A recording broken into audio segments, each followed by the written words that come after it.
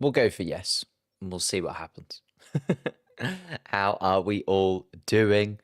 Chinese Grand Prix ahead of us. Hello, hello. Oh, there you go. Maybe. I'm hesitant. There we go. I think we're there. I'll see some people pop up in the chat, I'm sure, in a moment.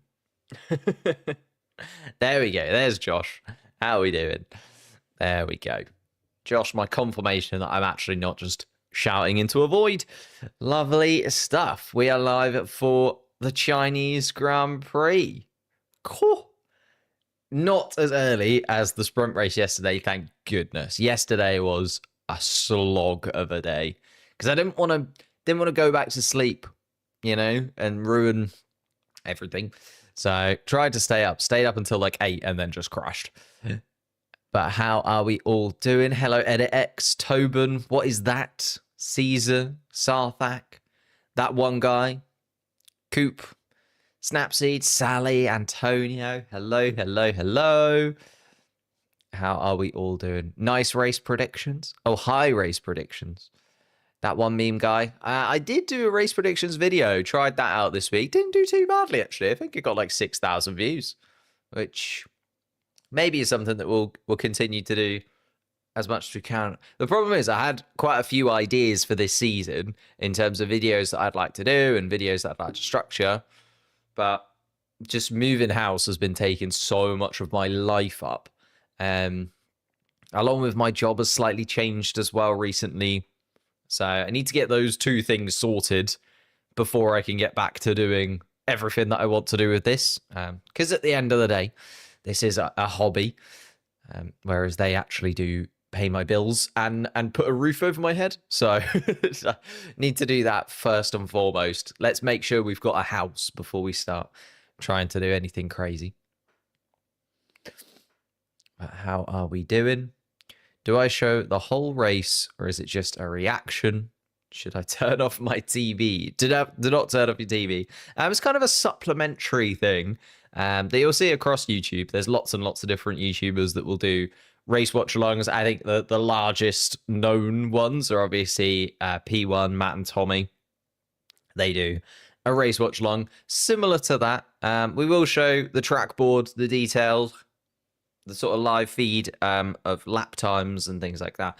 But yeah, we're not allowed to show cars going around the track. Sky Sports pay a lot of money for that.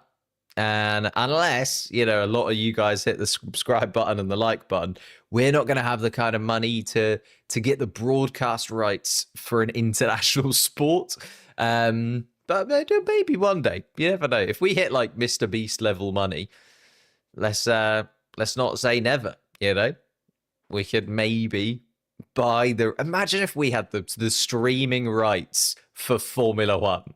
Like, imagine if everyone globally, well, I suppose it would be in the UK. I'd have to niche down into the UK, I think. But imagine if everyone in the UK, the only way they could watch Formula One was on this channel.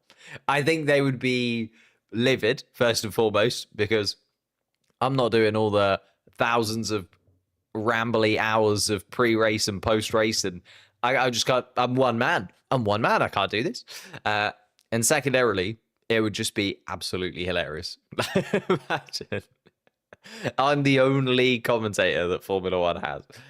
That would come on, Piastri, you good thing. I'm really hoping Piastri gets a win here as well.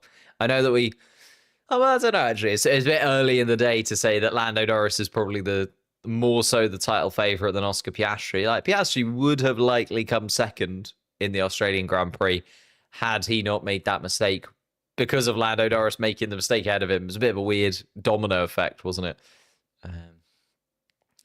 Not applicable. Race predictions. Yeah, we did a race predictions video. You can see it. It's on the channel. It's there. Something that I just wanted to try. It was something that I wanted to try this season. I was going to try it, obviously, before Australia, but was signing contracts and stuff that week for the new house. So couldn't actually get it done. So that's just sitting in the half-edited folder of will eventually be deleted. But this time around, we got it out for the Chinese Grand Prix. It is your guys' predictions. So if you want to get involved in the predictions, you can, on a Monday of every race week, head over to the posts tab, and there is these predictions that you can vote upon. Your winner, your podium, your good surprise of the weekend, the best team you think, and then two slightly more negative ones. Which driver you think will have the worst weekend, and which team you think will have the toughest time over the weekend as well. What place do I think Lawson is going to get? Oof. Oh, thank you, JM, for subscribing to the channel. Or JM, JM, however you want to. Oh, there's two people. There's one called Jam. There's one called JM. Mental. I was like, how have they done that? But there's two different people. How do I think Lawson will do? The problem is he just looks so uncomfortable. You know, if you look at the sprint race yesterday, for instance, started in a very similar position, right? In the sprint race, and only managed to get up to, what was it, 14th in the end? 13th, 14th? Was still stuck behind Hadjar, though. Like, Hadjar was the first Red Bull powered car that was sort of weaving his way through the pack, and then Lawson was just kind of following. So I really think it's going to be tough for Liam Lawson to move forwards. I think overtaking is going to be really hard. He'll need the strategy to play in his favor. He'll need some kind of strategy advantage and something to play in. Joe Guang Yu getting absolutely mobbed on the track walk, by the way. I suppose he is racing for well, not racing. He is the sub for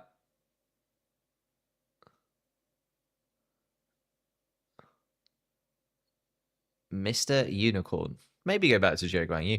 Joe Guang Yu is the reserve driver for Ferrari, so he's just getting absolutely mobbed when he's on the grid right now. Oh, dear. Also, I do need to say thank you for yesterday's stream. The qualifying stream yesterday got, like, Grand Prix numbers, which is a little bit odd. Like, the qualifying usually does a lot worse than the Grand Prix itself, for obvious reason. Like, it's a lot shorter a stream, and I'll be honest, a lot of, you know, casual Formula 1 fans, sorry, don't watch the qualifying sessions, if you are one of those.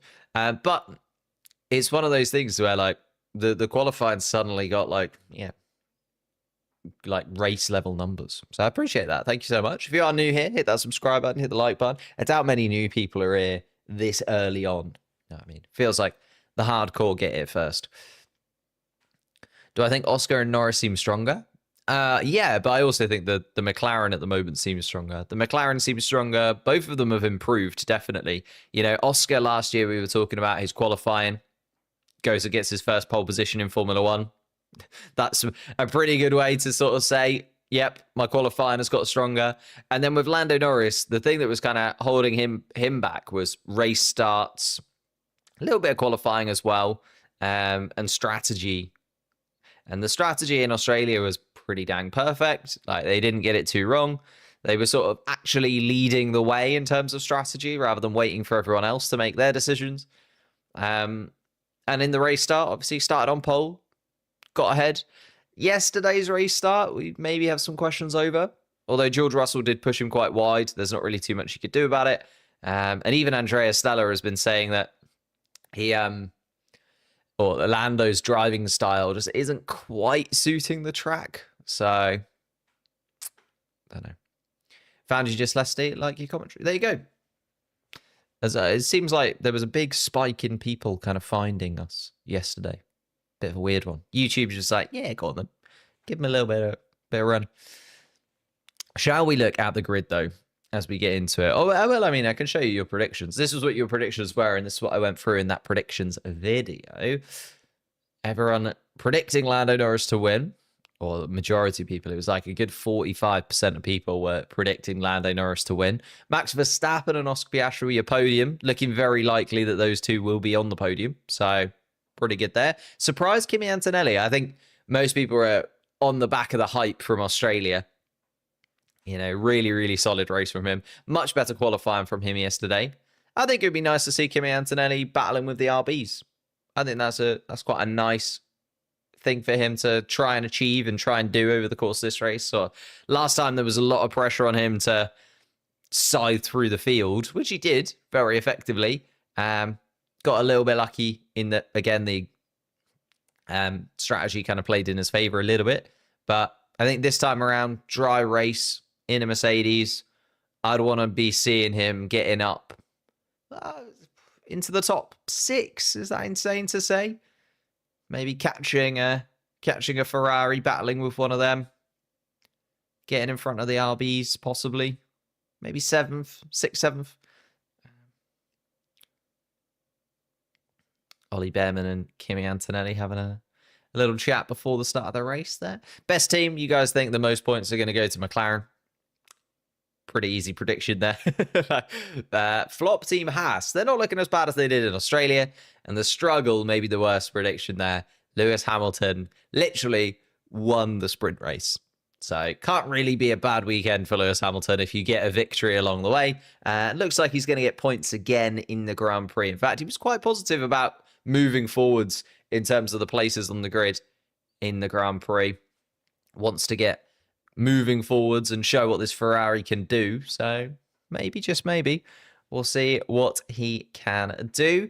But in terms of the grid, moving into today's race, let's have a little look at it, because it's those V-carbs that Antonelli will be battling. As we see him on the screen there talking to Martin Brundle. Oscar Piastri starting on pole position for the first time in his career, which was maybe a little bit of a shock to some people, because although we said Oscar Piastri does need to improve on qualifying, I never thought, I didn't think he hadn't got a pole position. But I suppose he's not been in the sport for very long. It's only his 3rd year in the sport. The McLaren car was pretty abysmal for the first sort of 10, 15 races that he had. Well, not 15, 10 races that he had. Last season, though, I don't know, I expected Oscar Piastri to get a pole position somewhere, but he had not. Hasn't got a pole position until yesterday in qualifying. Starts on the front row today. George Russell starts beside him. We haven't mentioned him yet. Absolutely phenomenal qualifying lap from George Russell yesterday. Like, if you watch the onboard, really is pretty dang perfect. And that Mercedes car got absolutely every single thing out of it. Just unfortunately that Oscar Piastri in that final sector was able to just find a couple of attempts compared to everybody else. Really went for it down into the hairpin. Lando Norris will start on the 3rd row alongside Max Verstappen. And this is where I've got a little bit of a hesitance when it comes to that 3rd row, because Max Verstappen, we know, just starts races really well. It's something that Max Verstappen and Red Bull worked on a long time ago, especially when they were sort of second to Mercedes in the ranking order of Formula One for so long. Red Bull, I remember, and Max Verstappen specifically, sort of working on race starts and really getting their car into a window where they start the races really, really well. And I think that might cost Norris down towards turn 1. So that would be where I'm keeping an eye on to begin the race today. Can Norris keep ahead of Verstappen and really show that his race starts aren't as bad as we think they are? What time does it start? We're about 15 minutes out. We're just hearing the Chinese national anthem. Zhou Guanyu there for Ferrari. Talking of Ferrari, they start on the 3rd row. Hamilton side by side with Leclerc. Hamilton ahead of Leclerc. Out-qualified him again here in China. Hamilton is really solid in Shanghai. I kind of forgot that Hamilton was so good at the Chinese Grand Prix. Like, he is absolutely rapid here and has won here so many times when he was at Mercedes, got so many pole positions. Also when he was at McLaren before that. So now we're looking at Hamilton versus Leclerc in 5th and 6th place. I don't know how that will play out. I could honestly see Lewis Hamilton moving forwards, maybe battling with Verstappen, but I could also see a little bit of a tete-a-tete between Hamilton and Leclerc. I think it will be the strategy calls between the two of them, which one gets the slightly more beneficial strategy, and how they can go moving forwards. Because I do think they're also going to be under pressure from behind. Hadjar, Antonelli, Tsunoda, those three. Hadjar and Antonelli starting on the 4th row of the grid, the 5th row of the grid, and the final point scoring places being Tsunoda and Albon. I think there's potential there. I know that they're they're midfield cars and they're not part of the big four. But the RB car in particular has just been absolutely flying this weekend. You'd expect Antonelli to get ahead of them, but Yuki Tsunoda is an experienced operator, and there's two rookies ahead of him there. I think he'll be looking at those two rookies and thinking, you know what, maybe I could just use a little bit of the tenacity that I've built up over the last few years, a little bit of the kind of Fernando Alonso wiliness that Yuki Tsunoda talked about when he first came into Formula One. He watched a lot of Fernando Alonso, especially when it came to defensive maneuvers, but also in terms of his race starts. So Yuki Tsunoda knows what to do to maybe get the best of those two going down in towards turn one and maybe on the first lap. So I'm also keeping a little eye on Yuki Tsunoda here. I think he's one to watch at the start of this Grand Prix. Alex Albon, he said himself that he just thinks the RB cars are quicker than everybody expected. I think another point scoring place would be ridiculous for Alex Albon. Back-to-back point scoring positions in the first two Grand Prix of the year probably is not what he was expecting inside of that Williams car, especially considering towards the end of last year, it was just damage limitations, wasn't it? There was a lot of cars that they'd put in the bin at Williams last year. None so far, even though Carlos Sainz had a little shunt in Australia, didn't actually do damage to the chassis itself. That was the problem that Williams had. They were just going through chassis like it was nobody's business. But doing okay at this point. Hopefully, Alex Albon gets to the end of the race. And then starting just outside of the point-scoring places, Nico Hülkenberg and Esteban Ocon, not in that order. Ocon, then Hülkenberg in 11th and 12th place. We've got Alonso and Stroll starting side by side on the 7th row of the grid in 13th and 14th. Carlos Sainz, very disappointingly, out in Q2, 15th fastest yesterday. He's alongside Pierre Gasly, who also very annoyingly dropped out in Q1. Wasn't very happy about it, but the Alpine just not looking quite as good as it did a weekend ago.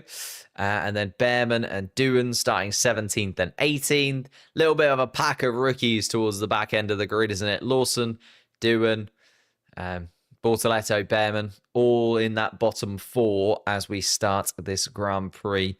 See what they can do. Behrman at the front of that. Is that Haas car the quickest of those four?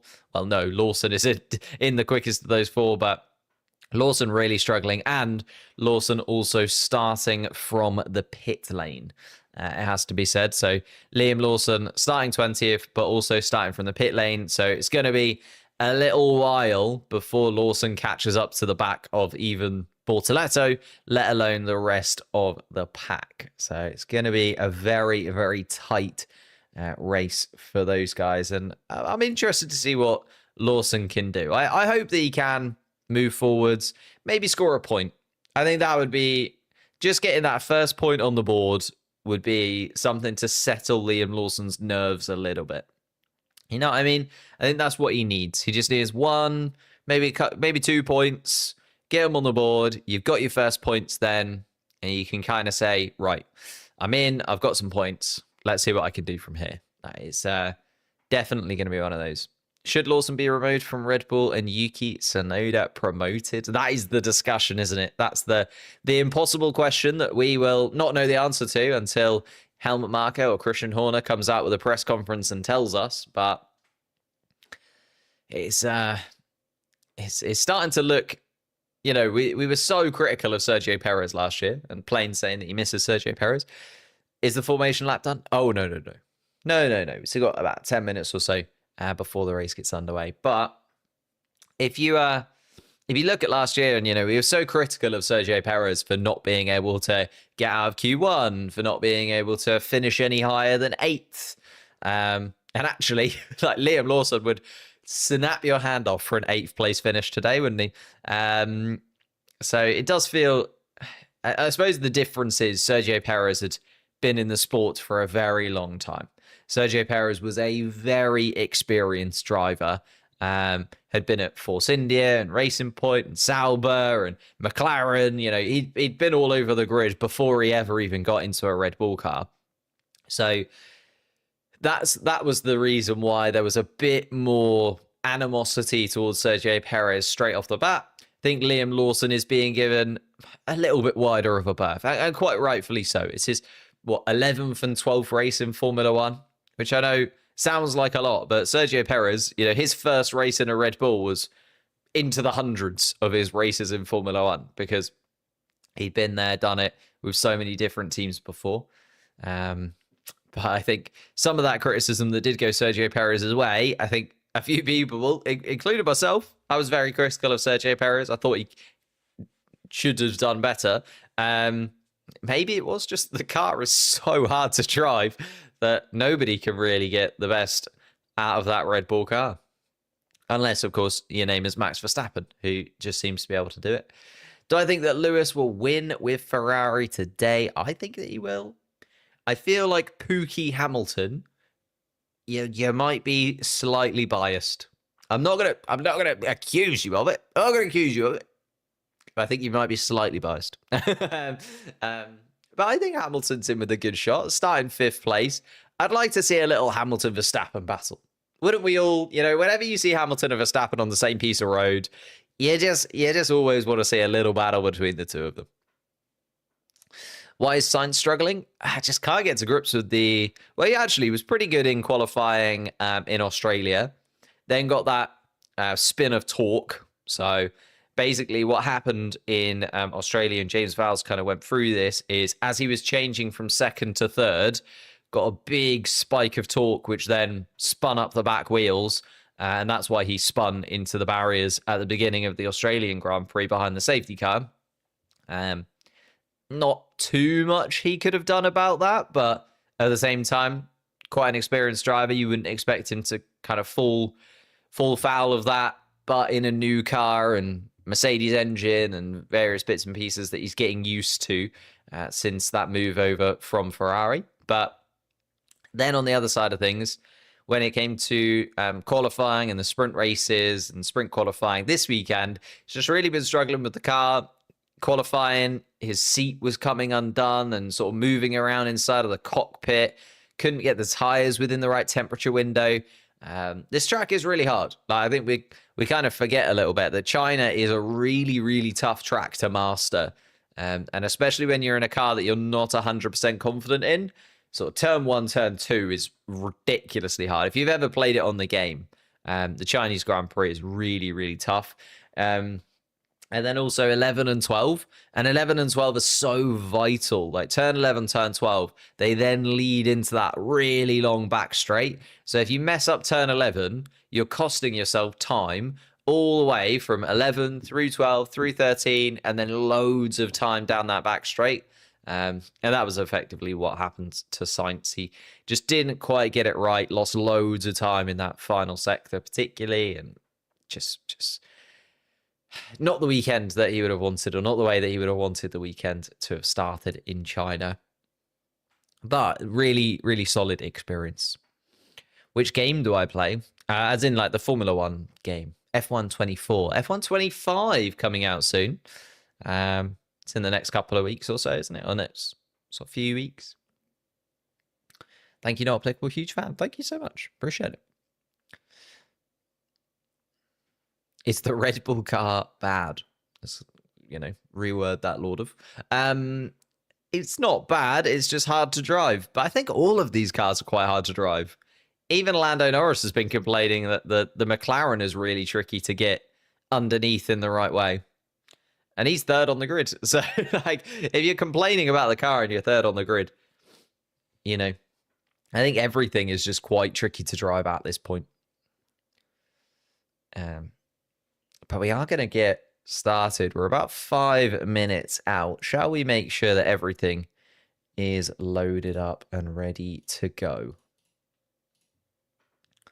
We are getting some driver radios through as well. In fact, I can show you that just while I quickly get some bits loaded up.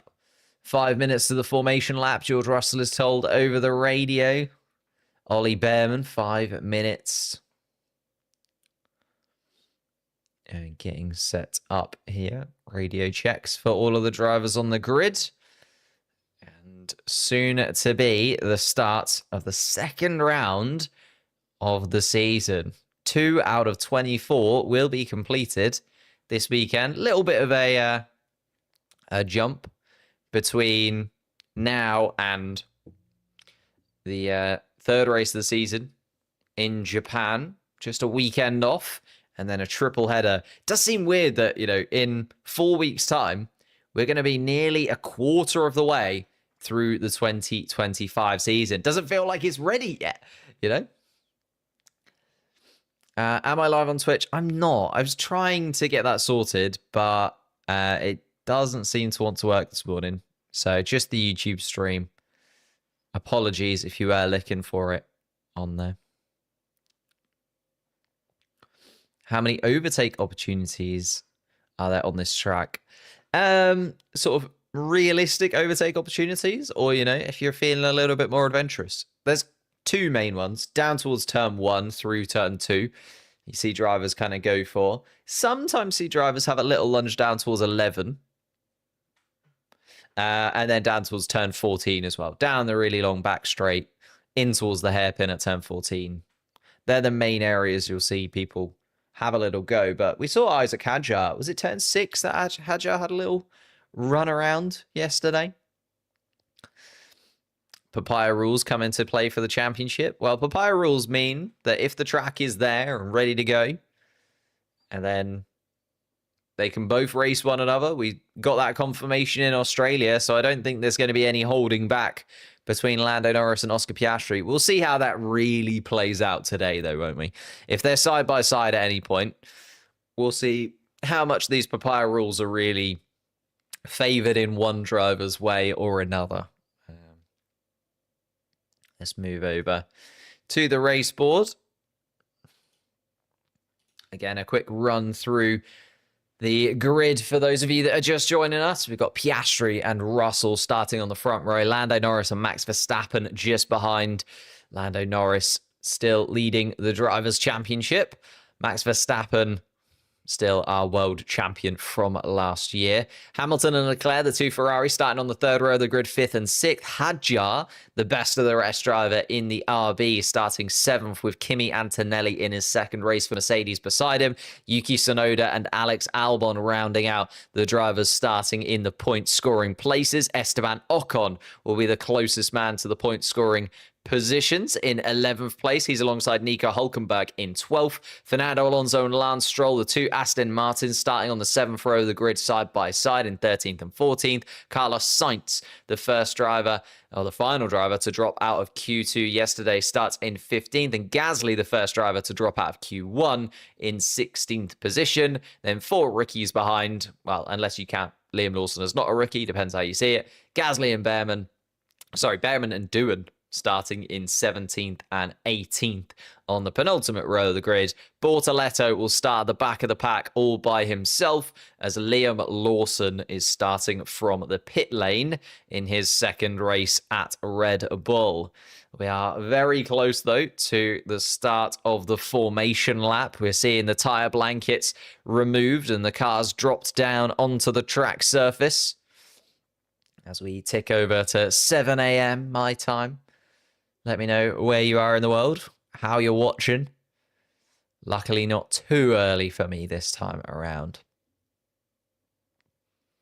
And there is the trophy for the Chinese Grand Prix. A nice trophy, actually. One of the ones that you definitely want to keep.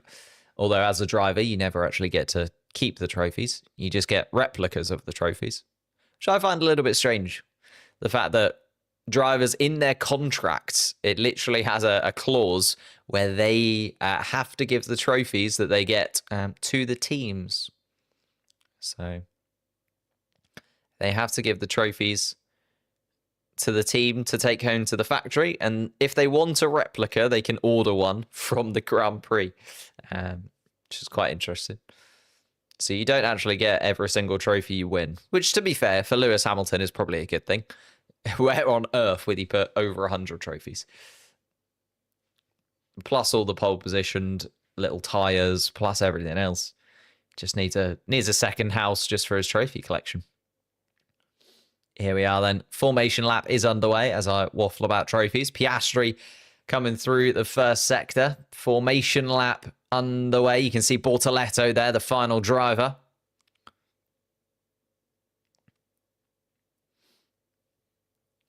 And Piastri just coming around. me just see.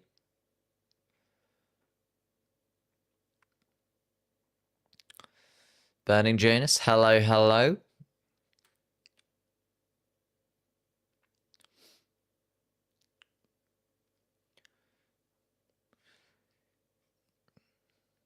Medium tire, the choice of pretty much everybody. Lance Stroll starting on the hard. Ollie Behrman doing the same. And Liam Lawson also starting on the hard compound tire. Because he is... Oh, not starting from the pit lane. Thought Liam Lawson was starting from the pit lane. He is on the formation lap. Oscar Piastri just coming down to turn 14 now. The long back straight. The car's weaving around to get as much temperature into the tyres. The track temperature has dropped pretty substantially compared to yesterday's qualifying session. Track temperature 36 degrees Celsius. Air temperature 27.3. No rain expected. Hamilton, the winner of the sprint race, starting in 5th, just following Max Verstappen around the final corner. Piastri going to be first to take his position. You can see Doohan and Bortoleto there, just also weaving down that back straight. Russell has really matured. Yeah, definitely. I feel like just not having Lewis Hamilton's shadow over him now at Mercedes has allowed him to really step up a bit. I know he did quite a lot last year, but felt like Australia and again here in the sprint and in qualifying yesterday, just felt like he's really got a new lease of life himself. You know, we're all talking about Lewis Hamilton getting a new burst of energy going to Ferrari. I think George Russell's also had the similar kind of effect. He's no longer got this 7-time world champion next to him. He's no longer got Mercedes' main man beside him. And actually he's just allowed to breathe a little bit more deeply. Is George Russell. There is Gabriel Bortoleto then. Lawson peels off into the pits, is starting from the pit lane. I thought so. But he just was right up behind Bortoleto. So I thought it was maybe a little bit too close, but there we are. Bortoleto comes to a stop. And Bortoleto then gets the green flag waved behind him. 5 red lights stand between us and the start of the Japanese Grand Prix. Chinese Grand Prix. Keep saying Japan. But Oscar Piastri down to turn 1, side by side with George Russell, tries to come across to cover him, and Piastri does. Lando Norris is going to try and go around the outside of turn 1 and through into turn 2. He's going to have the inside line through turn 3 if he can just hang it around the outside, and does. Lando Norris up into 2nd place. Max Verstappen's had a nightmare start. Both of the Ferraris getting ahead of Max Verstappen. George Russell still trying to keep Lando Norris under pressure, though. Leclerc behind with Hamilton, and also Max Verstappen under pressure from Kimi Antonelli also. The 2 RBs are side by side. Hadjar and Tsunoda fighting for position. George Russell is not giving up 2nd place through this middle sector. Still on the inside of Lando Norris, but Lando Norris is going to be able to stick it just about. Here comes Hamilton behind in the Ferrari, putting his old teammate George Russell under pressure as well. And there's a spin. I think it's Bortoleto out in the background. I think, is he going to be able to get that car going again? Yes, he is. Bortoleto continues. Verstappen on the radio. Charles has broken my front wing. Or Charles has a broken front wing. Not sure if Verstappen means himself or Leclerc. I'll keep an eye as they come around. Isaac Hadjar still ahead. Oh no, Yuki Tsunoda's been able to get the better of him. Yuki Tsunoda ahead of Isaac Hadjar.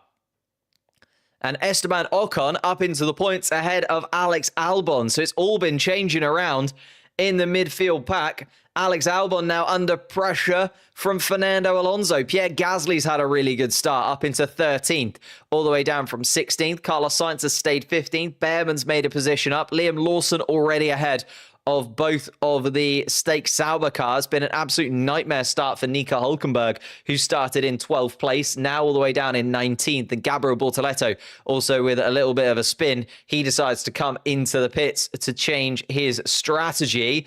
Jack Doohan trying to go around the outside of Ollie Bearman, but Bearman keeps that position from Jack Doohan. It is Piastri, Norris, and Russell, our top three. Norris able to get the better of the Mercedes car. Let's see what happens then with these two fighting for the lead at McLaren. What will the team orders be? Here's Charles Leclerc's replay. Leclerc goes really in. Oh, and I think Leclerc does actually clip the rear right tyre of Hamilton, and I think that's where the damage came from. Bit of damage to the front wing of Charles Leclerc, possibly. Yes, missing a front wing end plate there is Leclerc. Lawson up ahead of the two Stake Sauber cars there, just catching the back of Jack Doohan in the background. Doohan, though, trying to keep Ollie Bearman within touching distance. DRS to be enabled soon. And there we go. George Russell has that DRS open behind Lando Norris. Lando Norris not within DRS range of Piastri, interestingly. And you can see that front wing end plate missing on Charles Leclerc's car. Will Ferrari decide to change that? Will cost them a little bit of time in the pit stops. Leclerc seems okay with it for now. Is falling away from his teammate a touch, though, inside of the DRS range. Be wondering if Ferrari are telling those two to try and keep within touching distance just to give Charles Leclerc that DRS advantage, because Max Verstappen is still lurking behind. There is a yellow flag in that middle sector as well. There's a bit of debris, but I think they're getting that off the track before Piastri will make it there. In fact, yep, they are. Back to green flag conditions all the way across.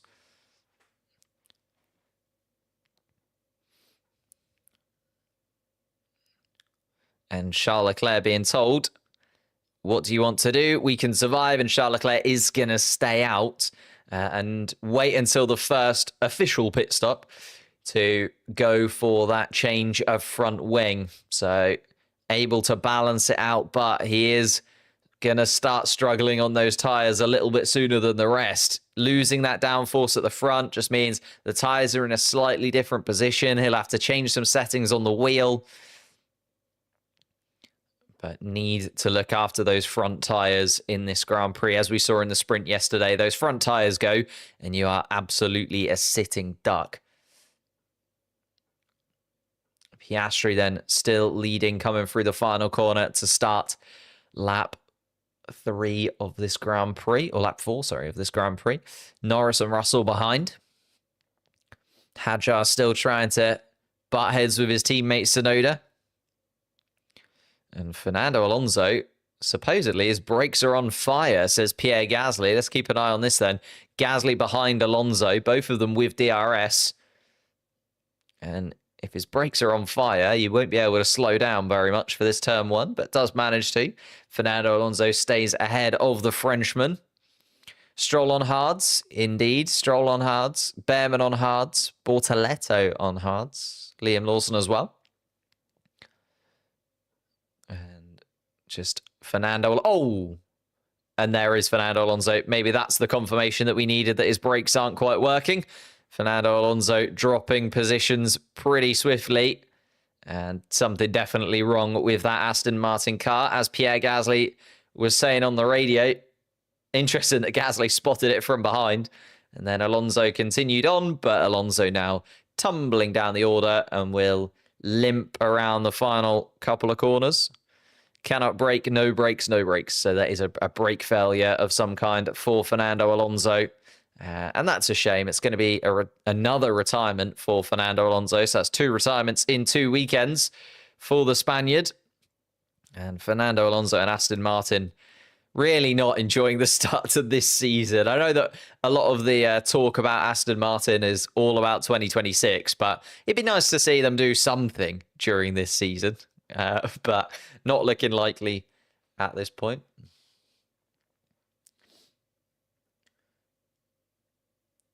There is a few drivers under investigation for various bits and pieces, but nothing too substantial. Bortoletto, Tsunoda, Albon and Hulkenberg all under investigation from the stewards. Oh, bouncing around. A big jump off the curbs there. Lewis Hamilton pulled away quite well. Verstappen was right underneath the rear wing of Norris, but as Norris launched himself around the outside, Hamilton took the initiative and went up the inside of Verstappen. And then Leclerc also deciding to go through there, and that's where Leclerc lost that front wing end plate. And Hamilton on the radio letting them know that he's been hit, but both Ferraris seem to be going. A little bit of front wing missing on Charles Leclerc's car, but seems to be able to deal with it for now. Lando Norris still over a second behind Piastri. George Russell still with DRS, but not quite being able to close in on the back of the two McLarens ahead of him. The two Ferraris are starting to fall away a touch from the top three. Verstappen also 2.5 seconds adrift from Leclerc. Kimi Antonelli has got himself up into 7th place ahead of Hadjar. Hadjar's dropped a couple of positions behind the RBs. Ooh, and that was Bortoletto's spin. Was behind the Haas of Ollie Behrman. I think just got a little bit too into it. Into the gravel he went. But there is Fernando Alonso's car retiring into the garage. And Fernando Alonso is indeed going to be out of this Grand Prix. Some kind of brake failure within that Aston Martin. Pierre Gasly saw it happen from his Alpine. It looked okay down towards turn 1 and then started to fall away, those brakes from Fernando Alonso. By the time he got to turn 6, just couldn't slow the car down. Lap 6 of this Chinese Grand Prix. 56 laps, of course, to complete. Double points for VCAB is all I want. Doing amazingly. Tsunoda and Hadjar looking pretty comfortable. They're not, troubling Antonelli ahead by any means, but Esteban Ocon being kept at arm's length just because Hadjar is still within the DRS range of Tsunoda. It's a little bit of a DRS train behind Yuki Tsunoda. But that kind of plays into the favor of RB, because if everybody has DRS, then nobody has DRS. And Hadjar can be that defensive driver and put himself in that position to defend. Just behind. Ooh, another yellow flag. And then gone. Bortoletto just still running around at the back, trying to catch up to the field. Could really do with a safety car running into Bortoletto's favor here. Otherwise, he's going to be just racing around all by himself. Really disappointing for the Brazilian. But then we will get a real look at what the race pace is like of the Stakes Sauber on the hard tyres. Because he is in clean air, if ever I've seen it. In fact, coming onto the back straight, he won't even be able to see another car. So it's going to be a lonely afternoon for Gabriel Bortoletto. Unless anything else happens ahead of him. Jack Doohan closing into the back of Ollie Behrman. Still within DRS range. Behrman starting to struggle a touch inside of that Haas. A couple of seconds adrift from Carlos Sainz, and Doohan and Lawson are both going to have DRS behind Ollie Behrman. So this is going to be where we need to see the defensive maneuvers pulled out from the young Haas driver. Of course, 4 races to his name so far. 1 in a Ferrari. Can't be forgotten. And Yuki Tsunoda asking if he can use more front tyres. The problem is they're the ones that you need to keep in a really good window. Tsunoda just needs to make sure he doesn't lean on them too hard, which is what the team is saying, but they're also allowing him to race. They want to see Tsunoda put in the best performance that he can. There's Fernando Alonso, back-to-back retirements to start the season with the Aston Martin pit wall there. Fernando Alonso with a brake failure, taking him out of the Grand Prix. Let's see then. Piastri still able to edge away a little bit from Lando Norris. Still only a second or so between the two of them. Russell now outside of DRS range, though. Does take a little bit of the pressure off of Lando Norris from behind. Hamilton already complaining of a little bit of graining on his front left tyre. I think most people are going for that one-stop strategy. But the one-stop strategy here might be quite tricky to get done. Isaac Hadjar there in 9th place. Still a very, very solid point scoring position from him if he finishes there. I know he started 7th, but only in his 2nd Grand Prix. Very solid weekend. Sprint qualifying didn't go quite as planned, but the sprint race was very impressive, was making up positions and using the pace of that RB car effectively. And then into qualifying, got himself through to Q3, out-qualified his teammate. Lost a couple of positions at the start here, though. And Lando Norris on the radio, starting to struggle with his tyres as well. And yeah, you can see a little bit of that graining just starting to show, especially as they make their way through the slower corners here. So if you look down at turn 14, for instance, when the cars are coming in towards you, you just start to see that little sort of darker stripe on the front left and front right tyres, front left particularly. Hamilton going to make a few positions eventually. It's amazing tyre management. I mean, he's saying that he's not having the best of times at this moment, but only 1.5 seconds adrift of his old teammate George Russell. Definitely not out of contention yet. And we know that the pit stops can change everything pretty swiftly, depending on when and how and who. Bortoleto can win this. He's going to need a safety car to get back up behind. And Albon on the radio saying he thinks that his tyres are better than everyone else's around him. Very comfortable. Doesn't sound very comfortable. Saying it very, very abruptly, but is continuing on. I think he's just got a lot to worry about at this minute, Alex Albon. He's got Ocon ahead of him, Gasly behind him, all within DRS range of one another. He's right in the middle of this DRS train is Alex Albon.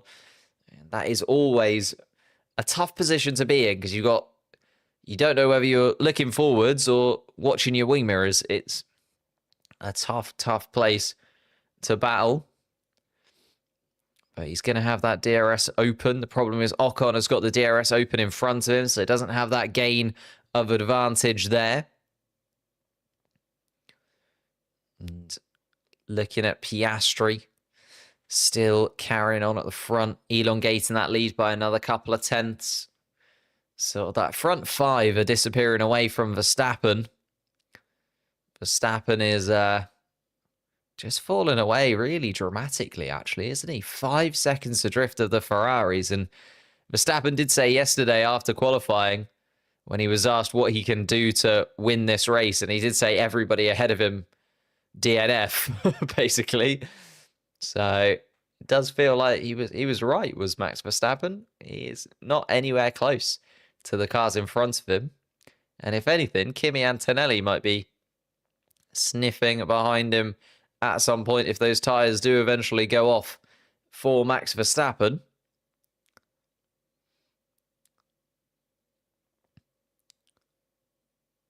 And Tsunoda, Hadjar and Ocon rounding out the point scoring positions just behind Verstappen and Antonelli.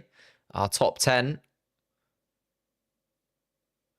Charles Leclerc saying if it stays like this, he wants plan A. Plan A from the plethora of decisions that Ferrari have to make throughout the race. We know that they have plans all the way from A to Z.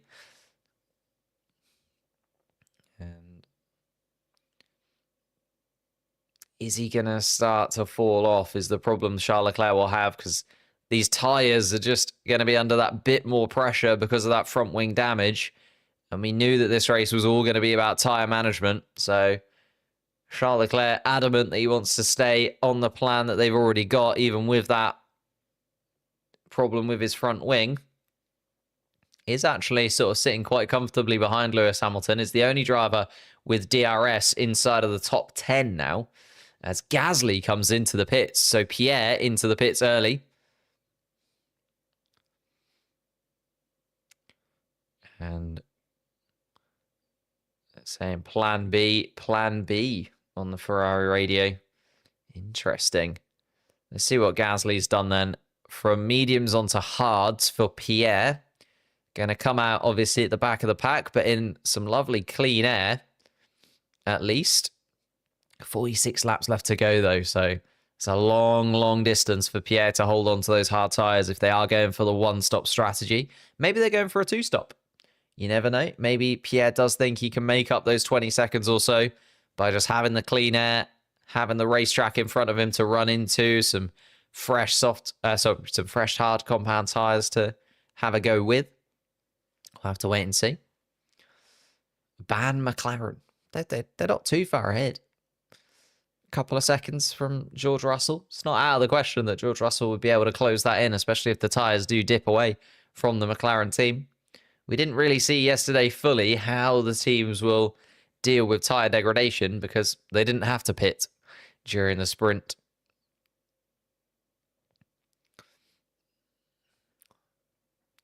And Oscar Piastri being told, do you think we can do plan C? So a lot of drivers changing around where they're going. Oh, and Yuki Tsunoda, what's happened here? Tsunoda come into the pits? Has he made a mistake? Must have come into the pits. Falling down the order. Yeah, must have done. Esteban Ocon as well into the pit lane. Whew, I was worried then. I thought Tsunoda had an issue or a problem. But Tsunoda in, Ocon in, doing in. Releases Hadjar.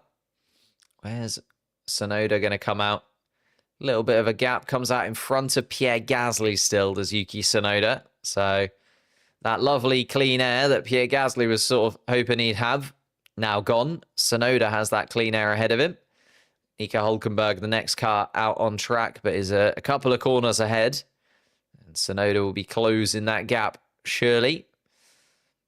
Lawson behind Behrman now, because been released as doing pits.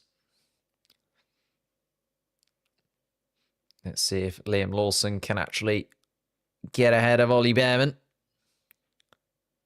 Hamilton and Leclerc still within touching distance. Leclerc really holding on to the back of Lewis Hamilton's rear wing at this moment. And wonder what kind of conversations are going on behind the scenes at Ferrari.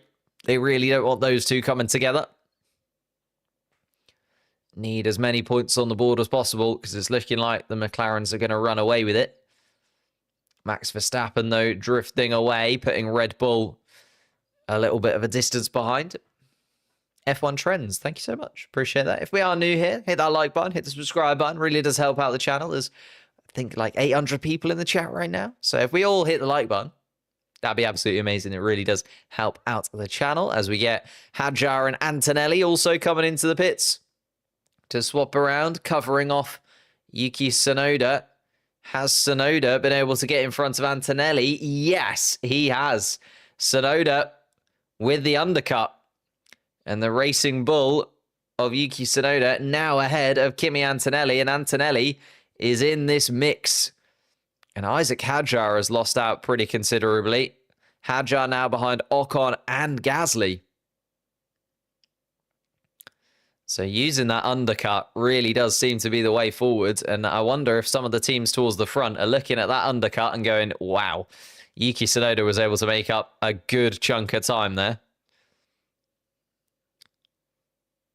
And let's see, Piastri just coming around the final couple of corners. Is he going to peel into the pits yet? No, Piastri stays out and goes long. So does Norris. What about Russell? No, also not there.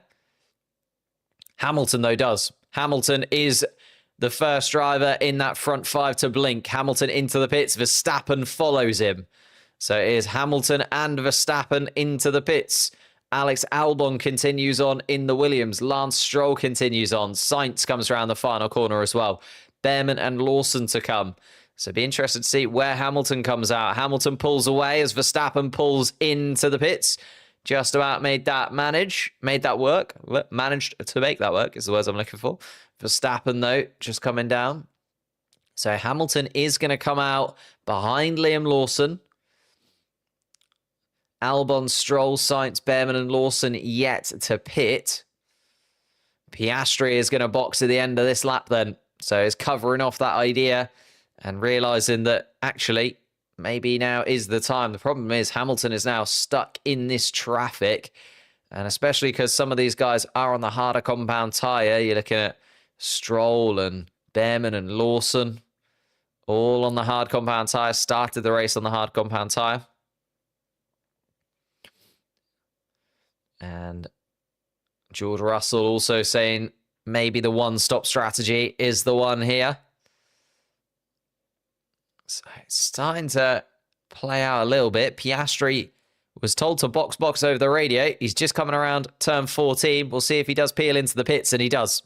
Piastri pulls in then. That's going to release Lando Norris to take the lead of this race. George Russell also comes in behind. So Norris and Leclerc are the two drivers from the top 5 who are going to continue on. Albon is doing exceptionally well on those mediums and is continuing on again. Got to remember that Stroll, Behrman and Lawson started on the hard compound tyre behind.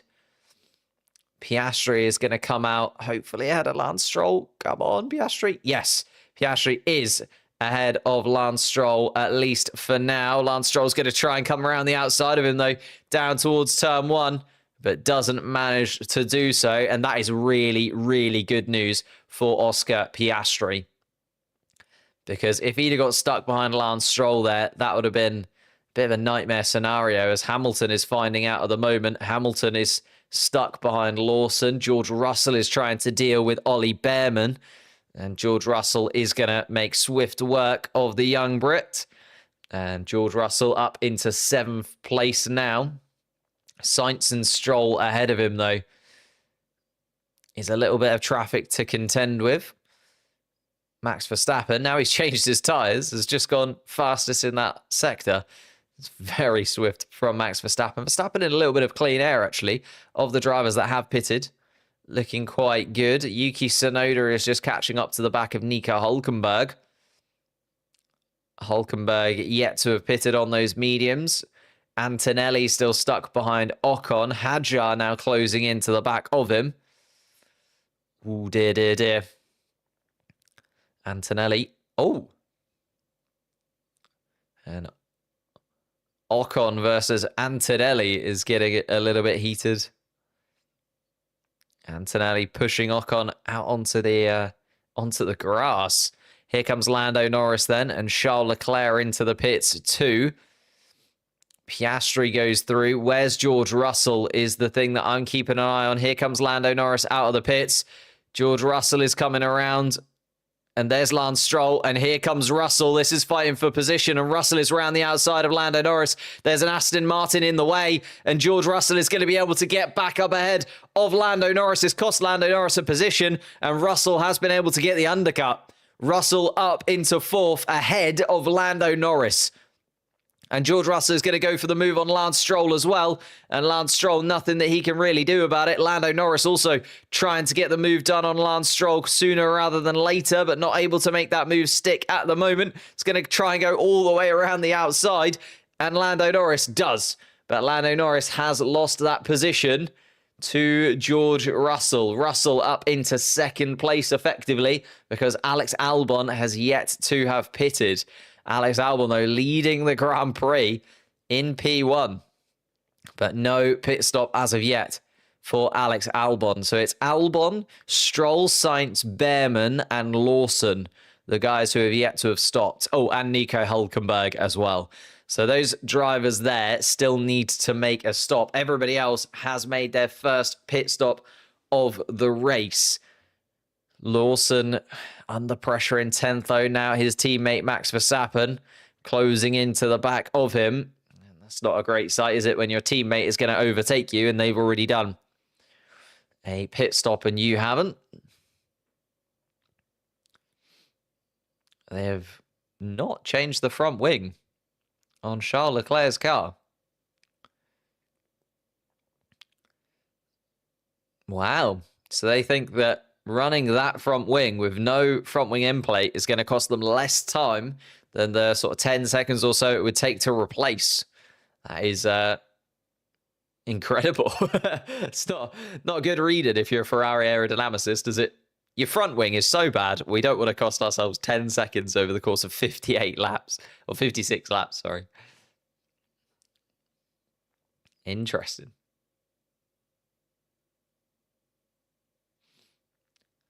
Hamilton and Leclerc then still running around side by side in their Ferraris. Lando Norris just got out of the pit lane, but not quite far enough ahead. George Russell comes around the outside at turn 1. And that pit stop really did cost Lando Norris there. Just that extra lap. One extra lap was all that was.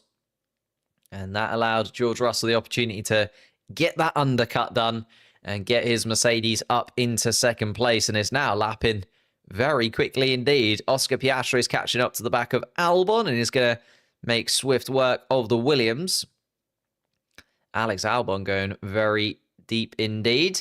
Lando Norris right under the rear wing of George Russell, though, and here's the DRS for Lando Norris. Almost identical in terms of tyres. The McLaren versus the Mercedes, and George Russell is going to have to duck out of it down towards turn 1. Lando Norris into turn 1 is going to take back that position, and George Russell has to get out of it and goes very wide through turn 2. Because of that, Lando Norris back up into effectively second place. Third on the road at the minute as Carlos Sainz comes into the pits in the Williams behind. Lando Norris was not very happy at all, losing that position. Struck almost immediately, and Lando Norris up into effectively second place once again. Albon on the medium tyres going very long indeed in that Williams. We've seen this before from Alex Albon, where he sometimes does a little bit untoward when it comes to the strategies. Goes very, very long on a set of tyres. And the only problem that he's got is the lap times are going to start to fall away a little bit. Max Verstappen has been able to get past his teammate Liam Lawson. Ollie Behrman is next up in the queue for Max Verstappen. If Alex Albon is preying on a safety car, I think he's going to be waiting a long time. There's no real opportunity for that to happen, I don't think, at this moment. Lewis Hamilton now starting to make swift work of Lance Stroll, and does. Charles Leclerc trying to follow on behind and keep himself within his teammates. Stroll and Leclerc almost touching as they go through the final couple of corners. Charles Leclerc trying to get ahead of that Aston Martin down towards turn 1, though. Here's Charles Leclerc side by side with Lance Stroll, and down towards turn 1 gets that job done. Even with a broken front wing, Leclerc then ahead of Stroll. So Albon, Stroll, Behrman. Here comes Lawson into the pits, I think. Is indeed. So Lawson is going to fall back to where he's really running, and that is, unfortunately for Lawson, pretty much the back of the pack. I think only Gabriel Bortoleto is going to be behind Liam Lawson. In fact, is Lawson going to get out in front of Bortoleto? Just about. Liam Lawson having an absolutely torrid time in that Red Bull car. Not happy at all on those tyres. And now onto the mediums, though. Can he do something a little bit different? Albon defend. I don't think Albon really needs to do much defending. He's not actually in a race with Lando Norris is the problem. But Piastri has been able to use the traffic to his advantage. Piastri now 3.5 seconds ahead of not only Albon, but also his teammate. Albon is going to box at the end of this lap. So is Lando Norris just going to sit behind him and wait for the Williams to box? Or is he going to go for this overtake? No, he's going to go for the overtake. Down up the inside towards the hairpin at 14. Gets it done through 15. And Lando Norris is up into second place, where he has been running for the majority of the Grand Prix. Albon is going to peel into the pits. No, Albon doesn't peel into the pits. I swear that was a box call on Alex Albon there, but decides to stay out, does Alex Albon, and now has George Russell right under the rear wing of his Williams car. Hamilton and Leclerc still running 5th and 6th. That's going to turn back into 4th and 5th once Albon maneuvers out of the way. Lance Stroll now battling with Max Verstappen. We are swapping cars in turn 14. So that is a direct order. Hamilton being told to release Charles Leclerc. Leclerc maybe with the better pace inside of that Ferrari car, and the team orders being told. So let's see what happens then. Will Lewis Hamilton shuffle out of the way? Gonna have to make this swap work down towards turn 15. It's a little bit of an awkward track to get one of those kind of swaps done, because you really don't want to pull up when it comes to the really long back straight. So let's see, Hamilton and Leclerc. Like the stream? Thank you. Yeah, please do like the stream. Hit that like button. We're almost at 1,000 viewers, I think. It'd be absolutely mental. If we can get anywhere near 1,000 likes, that would be insane. Hit the like button. Hamilton on the radio. Just basically saying he's catching George and saying, look, I'm catching up to the back of George Russell. I really don't want to give Charles Leclerc this position. George Russell 1.6 seconds ahead of Lewis Hamilton. Leclerc faster with a front wing. Does look like it. And Hamilton is eventually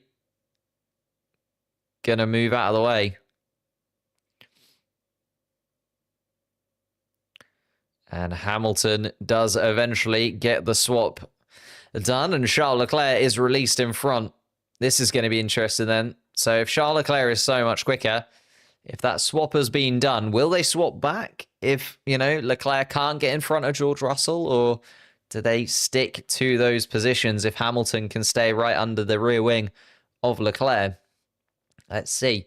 Max Verstappen back up into 6th place. Stroll and Behrman still yet to have pitted. So Tsunoda running best of the rest in 9th place at the moment.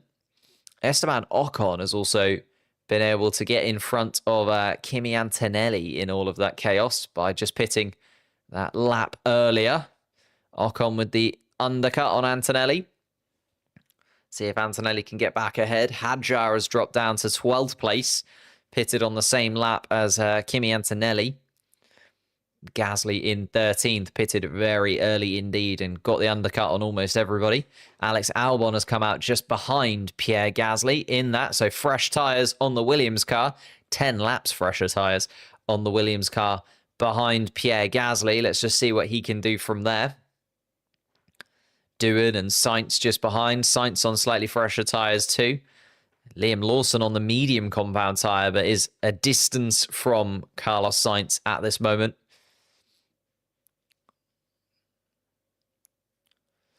The last time they go side by side, Lance didn't pay attention, hit Verstappen on the side. Yeah, Max didn't take that too well. Max doesn't take a lot of things too well, to be honest with you. McLaren team orders, I can't see that happening, unfortunately. Oscar Piastri is 4 seconds ahead of Lando Norris. And no real reason to give him the position. It's not like Norris was quicker and they gave Piastri the better strategy or anything like that. Piastri was ahead. Piastri got to pit whenever he wanted to. He decided to pit a lap earlier. Time for Alonso to retire. Not Alonso's fault. His brakes just didn't work. And Charles Leclerc on the radio was complaining about that. Lewis Hamilton not quite getting out of the way, especially because Charles Leclerc was saying that the pace was there inside of that car. And to be fair, Leclerc has escaped away from Lewis Hamilton. Hamilton now 2 seconds adrift of his teammate. So although it is a difficult call to make, the right call it seems. And Charles Leclerc 2 seconds ahead of his teammate, catching the back of George Russell and a possible podium place for Ferrari. Lance Stroll just under pressure from Ollie Behrman here. Both of those guys still yet to have pitted. Started on the hard compound tyre, so we'll be going very long indeed. Stroll, Behrman, Tsunoda then really the driver running in 7th place as it stands. But they are the only 2 drivers yet to have swapped tyres now. Everybody has come in for a fresh set of boots, which means the running order is pretty much as it should be. Just Stroll and Behrman out of position. Add 20 seconds onto their time and you can slot them into where they should be.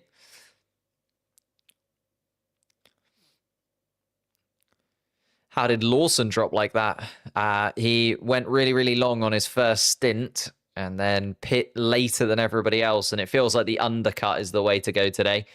Feels like pitting earlier is better. And he waited and waited and waited and waited and pit very, very late. And it's not like an Albon situation where Albon was on the mediums and now he's on a fresher set of hards, so has an advantage. It's more like he just kind of stayed out a bit too long on the hards, I think. Well, actually, he just sort of stayed out a medium amount. Like, he was on the hard compound tyre, so you'd have expected him to maybe stay out even a bit longer.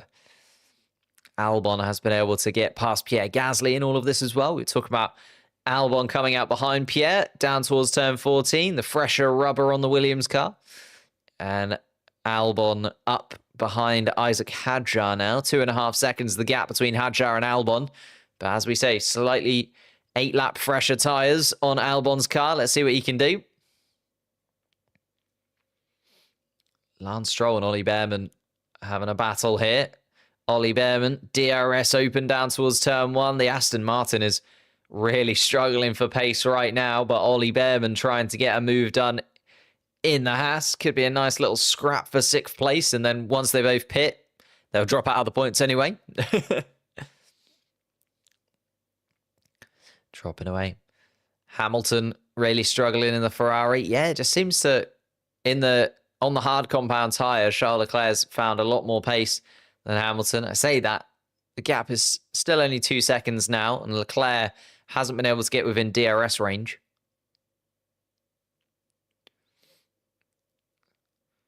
And Hamilton asking for feedback.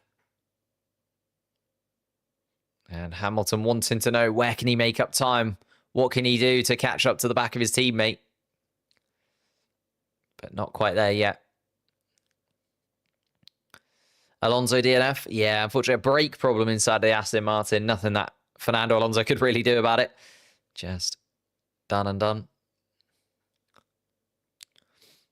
Why is Antonelli 11th? Because Stroll and Behrman have yet to have pitted. And Tsunoda and Ocon just managed to get the jump on him, unfortunately, when it came to the strategy, the undercut. Here comes Ollie Behrman. Oh, big lock-up down towards turn 14 for Ollie Behrman. And he just got a little bit too excited about that overtake, it looks like, down towards turn 14. Behrman went way too deep, and Lance Stroll just came back up the inside of him. So Stroll stays ahead of Behrman.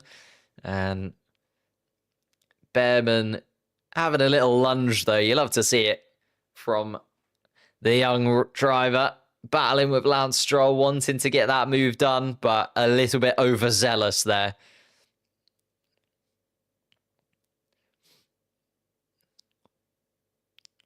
Yuki pulling away from Ocon. Yeah, Yuki's having a really, really good race. He's going to slot into 7th. And Charles Leclerc just seeing that the Mercedes is like a dragster out of turn 12. Just cannot get up to the rear wing of him. Charles Leclerc is closing the gap, is now within a second of George Russell. But I think George Russell at this point, as Carlos Sainz makes some moves on Jack Doohan. We had Albon getting past Gasly. We've now got Sainz getting past Doohan as well. So the Williams is moving ahead of the Alpines. Carlos Sainz then just behind Pierre Gasly, and Albon trying to catch up to the back of Hadjar. Still a 2-second gap there.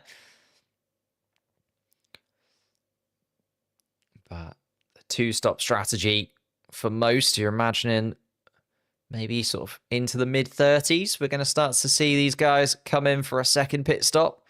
And have they learned that from the first pit stop, the undercut seems to be absolutely the way forward? Problem is you can't undercut too early, because then your tyres will fall off a cliff at the end of the race.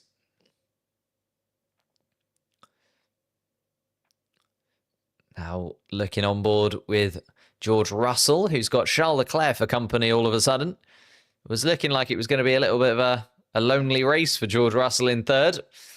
Leclerc, though, been released from behind his teammate, and even with a broken front wing, he is catching the back of the Mercedes car. Toto Wolff and Valtteri Bottas looking on. uncomfortable position for them to be in. Antonelli has also been caught out by Tsunoda and Ocon. It's not been an amazing first stint for Mercedes. Haven't been able to gain ground. Now under pressure from Ferrari. And then their other driver has also lost a couple of positions in the pit stops. So Antonelli trying to get back underneath the rear wing of Esteban Ocon, but a couple of seconds adrift now of Esteban Ocon. No point for fastest lap. You are indeed correct. There is no fastest lap point anymore. Ollie Behrman. Come on, let's take some action, says Ollie Behrman. It's Lance Stroll possibly moving around a little bit too much for his liking on the back straight, I imagine, or maybe down towards turn 1. Stewards are going to be looking into that now that Ollie Behrman has highlighted it, I imagine. Charles Leclerc, half a second behind George Russell, and we're going to have a little tussle here for the third podium spot. And Charles Leclerc going much, much quicker than Lewis Hamilton, even with that bit of front wing missing. Doesn't make great reading. Ollie Behrman finally comes into the pits then. And maybe this is the action that Ollie Behrman was asking for. Comes into the pits onto the medium tyres is Ollie Behrman. Is going to come out just behind Liam Lawson. Down in 17th place, but is now going to have that fresh set of medium tyres underneath him. Let's see what he can do. Who do I think is winning given the current situation? I mean, Oscar Piastri has made it look fairly straightforward. Lando Norris has closed in by about 0.3 of a second over the last few laps, but is still 3.5 seconds adrift of his teammate. So a long way to go. Gabriel Bortoleto comes in as well. Bortoleto back out into the race at the back of the pack. Hulkenberg and Bortoleto miles adrift from the rest, unfortunately. Stakes Sauber having a torrid afternoon.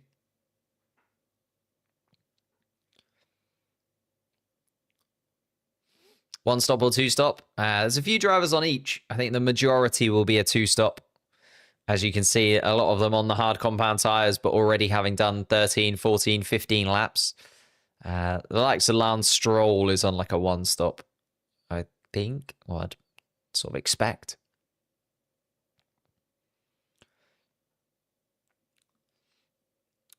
So Lando Norris escaping away from Russell. Charles Leclerc still right underneath the rear wing of the Mercedes, but as he quite rightly has said on the radio, Charles Leclerc, that Mercedes is just able to disappear when it gets to the straight line parts.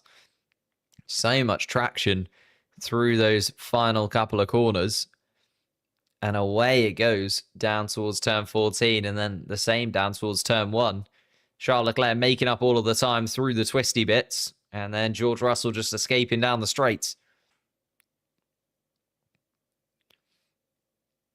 But here we go. Max Verstappen still having a bit of a lonely afternoon in his Red Bull car. Dropped to 6th for the start of the race and hasn't been anywhere else since. Still running in 6th. Just see him coming into the back of the picture.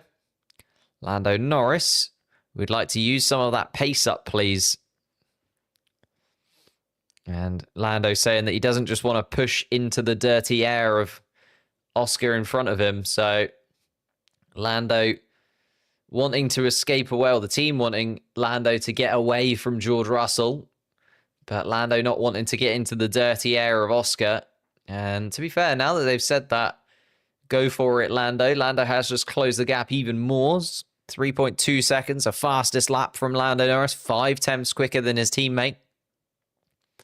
But you'd imagine Piastri also still looking after his tyres a touch.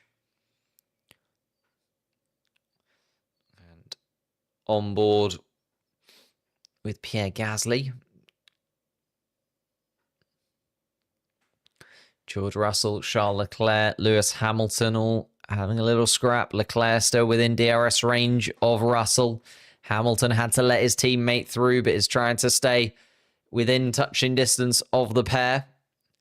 Verstappen trying to close in on the top 5 as well. Then a little bit of a gap. Yuki Tsunoda currently running best of the rest in 8th place. Lance Stroll ahead of him, but Lance Stroll yet to have pitted. And Lando Norris has been told that Oscar Piastri has been told to help him. So Piastri is going to make sure that his teammate can get away from George Russell, and is also going to maybe just speed up a little bit, is Oscar Piastri.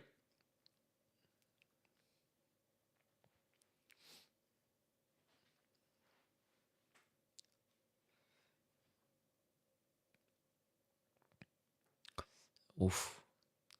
Yeah. Antonelli is struggling at this moment in time. Just highlighting that on the commentary at the moment.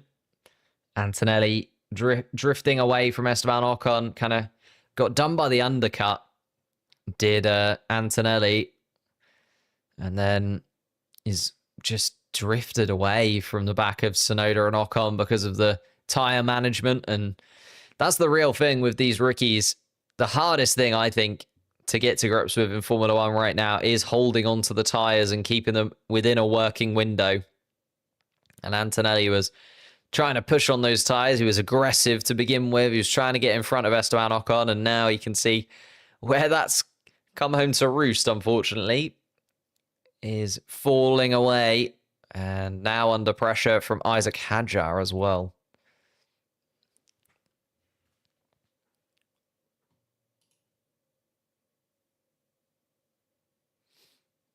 Ooh, did. Charles Leclerc gets all out of shape down towards turn 14, and that's going to cost him a second or so to George Russell ahead. And just drifts away. Oof. Stroll is actually doing okay. Well, yes and no. Hasn't pitted yet, but he's going for the one-stop strategy, so he's going to go super long on these hard compound tyres. Problem is, when he does come out, he's going to drop 20 seconds back. So Stroll is effectively running sort of in and around where Ollie Behrman is right now at this moment in time. But the other people around him might have to pit again. So, yeah, exactly. This is a really tough race for the rookies, Josh. Very, very hard. Lots of tyre management. Lots of being really patient, waiting for the opportunity to strike. Here comes Ollie Behrman, looking for that opportunity to strike at the back of Liam Lawson, and Liam Lawson's going to get outdone here by Ollie Behrman, and Behrman is up past Liam Lawson. Lawson now down into 17th, and Lawson then peels into the pits.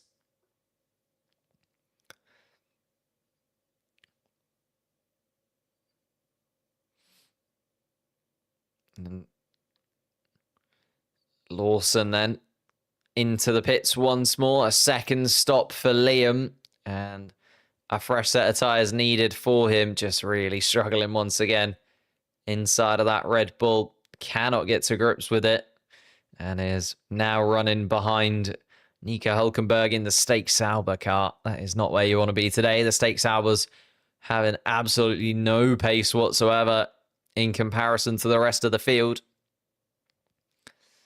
Yeah, but Liam Lawson is definitely not in contention for points, as I was hoping he might be at the beginning of the Grand Prix. I thought that was the dream scenario, to be honest. If he could get anywhere near the point scoring places, that would be an absolute dream. And Behrman on the radio gives Liam Lawson a quick little chow as he makes his way past.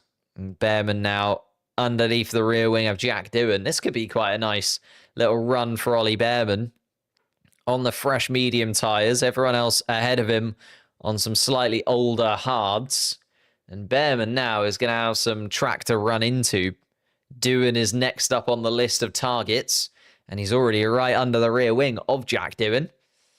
Are we going to see a little bit of a Behrman overtaking masterclass in these next few laps?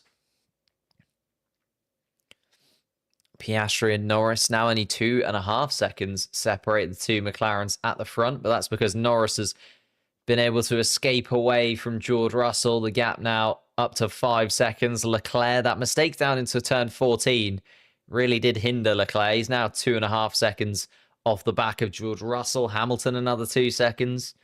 So not looking like there's going to be much movement apart from Jack Doohan under pressure from Ollie Behrman. Can Behrman get another move done down towards turn 14? They're just coming through the middle sector now on your screens. Lando Norris.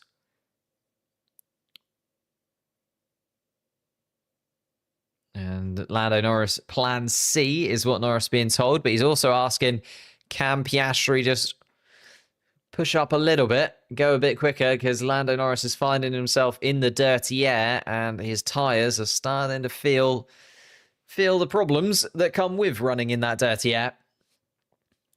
Lando Norris 2.5 seconds behind Piastri. Here comes Ollie Behrman then behind Jack Doohan.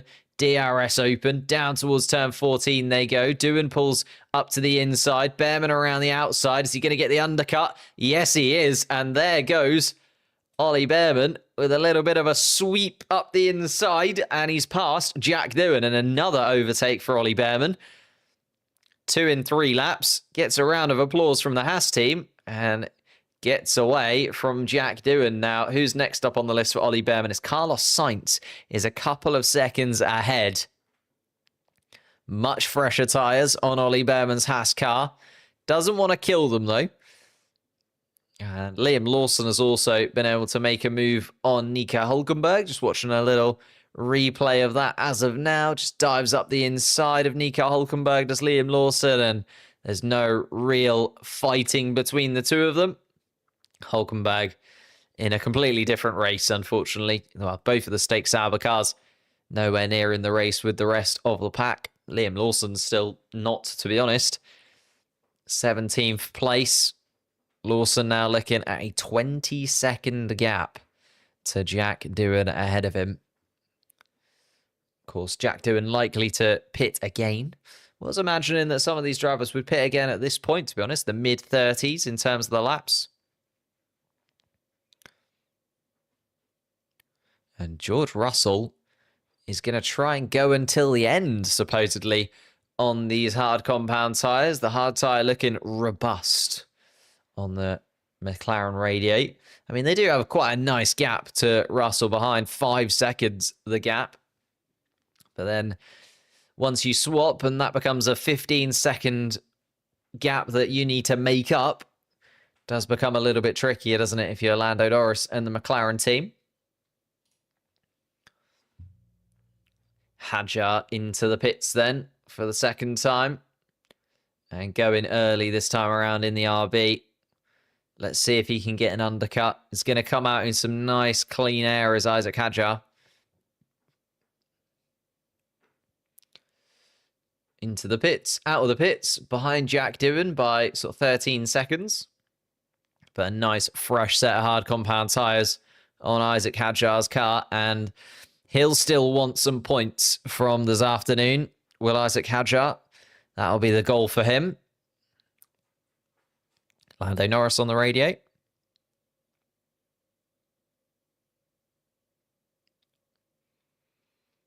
And Lando Norris being told just to be patient, just to conserve a little bit. Make sure you've got some fuel in the tank. Make sure you're managing those tyres. Has dropped away, actually, Lando Norris. I think he's just decided to get out of the dirty air of Oscar Piastri because it was 2.5 seconds, now 3.5 seconds, the gap at the front. So Norris deciding to let his teammate disappear up the road a little bit more. George Russell then, 3rd place at the moment, just on board with him. 4.5 seconds the gap to Norris ahead. Got a lovely 3-second gap behind as well. And Russell, then similar gap to Hamilton as well. 3.5 seconds the gap between Leclerc and Hamilton. Hamilton, 3 seconds to Verstappen. Everybody kind of needs that 3-second gap because otherwise you're in the dirty air of the car in front. And without that 3-second gap, you're just munching through your tyres in a lot swifter a pace than you would like to. Small risk of rain on the last 3 laps. Wow. Being told on the radio if there is a little bit of a rain turn right at the end, that could be a complete shuffle up of the pack. Because as we saw in Australia, you get the pit stop right when it comes to the rain, you can very, very quickly make up positions. You get the pit stop wrong when it comes to the rain, and my goodness me, you are in for a tough afternoon. Ollie Bearman, though, on board with him once again, as he has now caught the back of Carlos Sainz. This is a little bit more of a difficult overtake, though, if Ollie Bearman's going to do it. There's one thing overtaking Lawson and Doohan. It's another thing overtaking multiple Grand Prix winners. Carlos Sainz, of course, making that move from Ferrari to Williams. Ollie Bearman hoping that he'll have a Ferrari seat in the future. And Bearman now looking at the back of Carlos Sainz. Carlos Sainz dummies to the inside. Bearman does go up the inside. Is going to have to go super deep into the corner, though. Can he get those medium tyres to stick? Going to be side by side through turn 15. Down into turn 16 they go. And Bearman is going to have that position. But will Carlos Sainz come back at him with the DRS inside the Williams? And Bearman is going to have enough. Bearman stays ahead, and Bearman gets that move done on Carlos Sainz. So up into 12th place now. Here comes Yuki Tsunoda, and he's going to come out just ahead of his teammate Isaac Hadjar. So Tsunoda and Hadjar have both swapped for the second pit stop for both of the RB cars. Ollie Bearman, though, is not going to swap again. So you're imagining that Tsunoda and Hadjar are going to have to catch up to Ollie Bearman here. Could be another RB disaster class when it comes to strategy if everybody else does go to the end and they haven't got the pace, but we'll have to wait and see. Isaac Hadjar was the quickest man out on track last lap, so they clearly think they've got the pace inside of the RB car and the ability to get those overtakes done. We'll have to wait and see, though, what the rest of the field do in front of them. Piastri still 3 seconds ahead in the lead.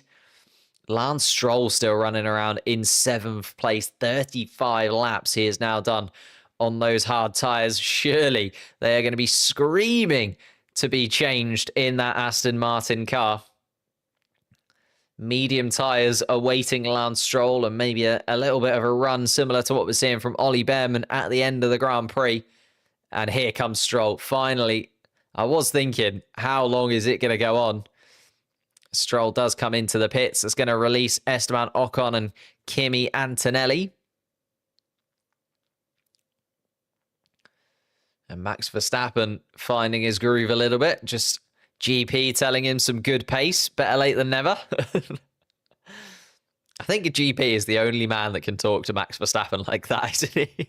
Max Verstappen would just absolutely go off on 99% of human beings. But GP, just the relationship that they have, I do really enjoy. Oh, interesting. Lance Stroll has come out ahead of Yuki Tsunoda. So Lance Stroll might have done an absolute blinder of a strategy here. Lance Stroll doing really well to hold on to those hard compound tyres as long as he did. And Lance Stroll now ahead of the RBs. Lewis Hamilton supposedly will be under pressure from Max Verstappen in a couple of laps if Verstappen keeps up this pace. It's your birthday. Happy birthday.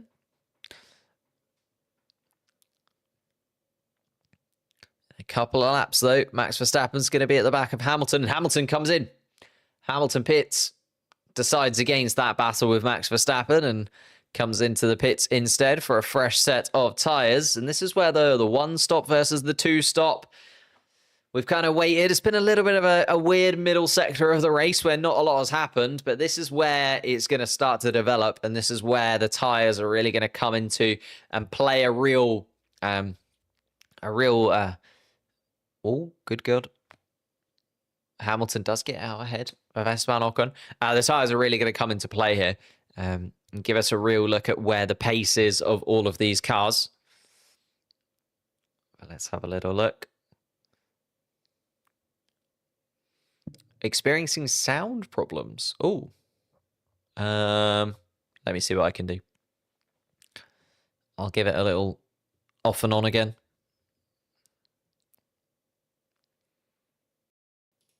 There we go. Hopefully that's sorted out, but we'll see. Audio check. Radio check. Ollie Bearman Now up into 11th place, by the way, on the medium tyre. And Ollie Behrman now 11th place behind Pierre Gasly. Has caught up to the back of the Alpine, though. Lando Norris.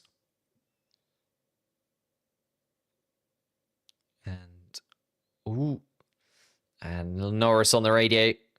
Can see those bits of graining on the tyres. Starting to get it going. 5 for me. Oh, okay. Maybe just, whilst we're here, maybe hit the like button, subscribe, just before we get into the closing stages of this Grand Prix. Just over 1,000 people watching. That is ridiculous. That is proper insane numbers in comparison to what we normally get. So if you could hit that like button, it really does help out the stream. Subscribe to the channel if you're new as well. Trying to hit 120,000. Can I say your name? Correct. Is that right? Here we go then. Behrman underneath the rear wing of the Alpine. Behrman versus Gasly. Behrman's going to close in, and Behrman not quite able to get it this time around. Pierre Gasly through turn 1 just closes the door on the Haas car. He's right up under the rear wing, though, of the gearbox. And is looking very racy indeed, is Ollie Behrman. Piastri on the radio. How is the tyres? I think we can go to the end, says Oscar Piastri. So Piastri's just going to stay out and get going. So Piastri is going to go all the way to the end of the Grand Prix on these hard compound tyres by the sounds of things. George Russell was saying that he wants to do the same. It's whether or not Lando Norris will follow suit, or is he going to do something slightly different? Why did Hamilton fall back? Hamilton has pitted for a second time, but also just didn't have the pace, to be honest. Max Verstappen was closing the gap to Lewis Hamilton as it was. Hamilton deciding on the second stop. Has got 19 seconds to make up behind Max Verstappen in just 17 laps. So, have to see. Hamilton under a little bit of pressure to put in some lap times here. Gasly versus Behrman again. Gasly pulls to the inside. Behrman will try and swoop round turn 14. Gets up alongside Gasly. Down towards turn 16, though, and Gasly's going to close the door on Behrman once again. This battle is going to continue down towards turn 1, though. Behrman, DRS wide open again, has pushed around the outside of the Alpine this time and has enough to get by. And Behrman now up into the point-scoring position. So we could be looking at a double point-scoring place for Haas here. Ollie Behrman up into the points. Ocon running around in 7th place as well. 2.5 seconds ahead of Antonelli. Alex Albon is up there in 9th place also. And that second stop for Tsunoda and Hadjar starting to look a little bit weird. Hadjar now closing in on Tsunoda. Tsunoda closing in on Doohan. And we're just sort of waiting to see how this is going to play out. Because as I say, not a lot that these cars can do.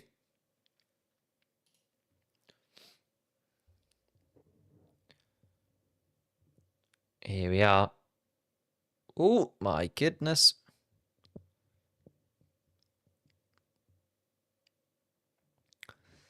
Hamilton will do it. Max might not do another pit stop is the thing here. Lewis has got some time to make up.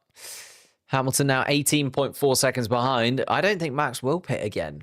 Piastri, Norris, Russell saying that they don't want to. A little bit weird. Lewis has got the fastest lap. Yeah, you'd hope so. On a fresh set of hard tyres, but he's still got a long way to go if he is going to catch up to the back of Verstappen. It's going to be close, I think, between Verstappen and Hamilton here. Might have a little battle right at the end between those two. Ocon, 7th place right now, looking fairly comfortable. Ocon, Antonelli, and Hamilton. Ocon, Antonelli, and Albon. The 3 drivers there in the mix. Ollie Behrman, though, on the different strategy. And Behrman, 4.5 seconds adrift of Albon. 0.3 of a second quicker last lap. But Albon is not on as older tyres as the other drivers that he's been overtaking recently. So Behrman in the mix all of a sudden for a couple of points as well.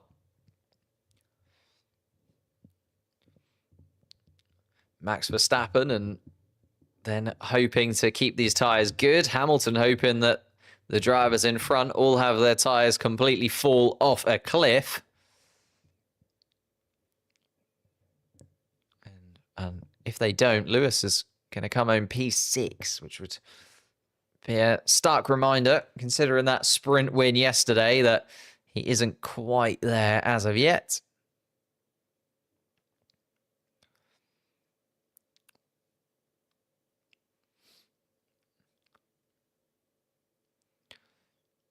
Will Joseph is lying to Lando about his tyres.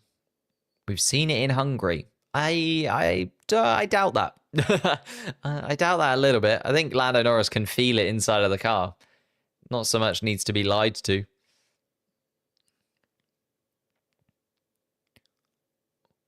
Top pace now, Max. Keep going. Here we go then. Max Verstappen given the go-ahead to just absolutely rinse these tyres for everything they've got. Try and get away from Lewis Hamilton. Hamilton is closing the gap. He's quicker than Verstappen by about a second a lap, but at this moment, that won't be enough. Hamilton needs a little bit more. Tsunoda to Red Bull. Tsunoda's in a little bit of a weird position because they've decided to do the second pit stop. Tsunoda's got a lot of work to do. Tsunoda's just catching up to the back of Jack Doohan. 14 laps to go, but Tsunoda's going to have to do, well, kind of what Ollie Behrman has done over the last few laps and sort of sieve through this pack fairly swiftly. Problem is, he's going to have Lance Stroll there in front of him. And Lance Stroll is on a fairly fresh set of mediums. I thought Sauber was good because of Melbourne. Yeah, they just have no pace this weekend at all, do they? I mean, Bortoletto did have a spin at the start of the Grand Prix, which put him in a bit of a pickle. But even Nico Hülkenberg has just been miles away from the rest of the pack. Yuki Tsunoda, DRS wide open. Jack Doohan trying to move around and break the toe. Slipstream behind the Alpine car. Tsunoda deciding against it down towards turn 14. Might have a little look down towards turn 1, though. Here comes the Japanese driver. Behind the Alpine. DRS wide open once more. Has the RB got the straight line speed? As Lance Stroll is going to make a lunge past Carlos Sainz. And Lance Stroll gets himself up into 12th place ahead of Carlos. So Stroll now running in 12th. And Stroll also looking like he might be able to nab a point or two here if it goes in his favour. Everything is starting to fall away a little bit, and we're starting to see where the puzzle pieces are going to slot in. Jack Doohan now really under pressure.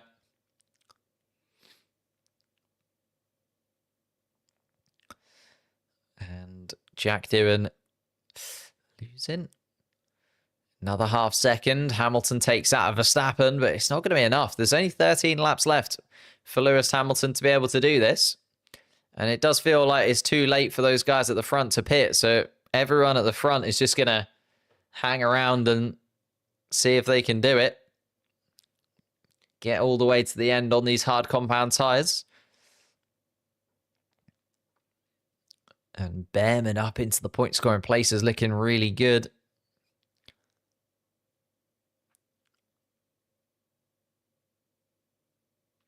Verstappen just being told. Tsunoda trying to get back up into the point scoring places has only just got past Jack Doohan up into 14th. Carlos Sainz is the next man on the list.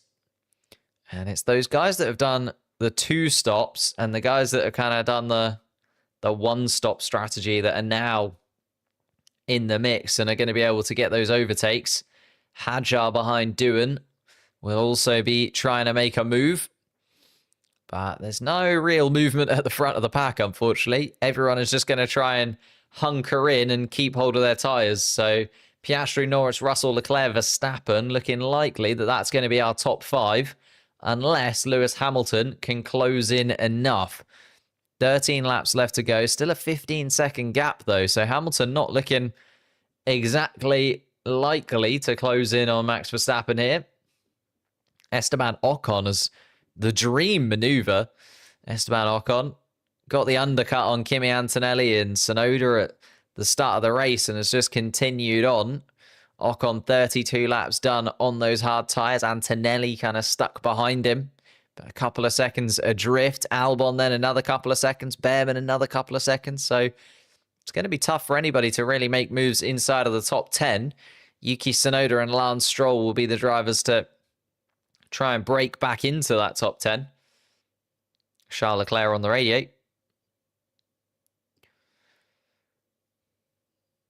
Losing some time in turn 2. And Charles Leclerc being asked to maybe not use the curb through turn 2, but Leclerc says no. Turn 2, obviously, Verstappen, they're worried about behind, but Verstappen's still 3.5 seconds adrift. So unlikely that Charles will be caught up that quickly, I'd imagine. Let's have a look at their lap times. Yeah, it was only 2 times quicker from Verstappen last lap. And again, it's one thing catching the back of a car. It's definitely another thing having the pace to get ahead. As we see with Isaac Hadjar here, who's right under the rear wing of the Alpine car. Isaac Hadjar will have raced with Jack Doohan a lot beforehand in various different series. Now both rookies in Formula One together. Both under pressure. Jack Doohan's got Colapinto over his shoulder. Isaac Hadjar, pressure because he spun out in that first race. Right on the formation laps. Had a much better weekend here. Again, I think RB might have just got this strategy completely wrong. And Lando Norris being told there might be rain on the last lap. So that would just be everybody tiptoeing around on the hard compound tyres or medium compound tyres and hoping not to spin.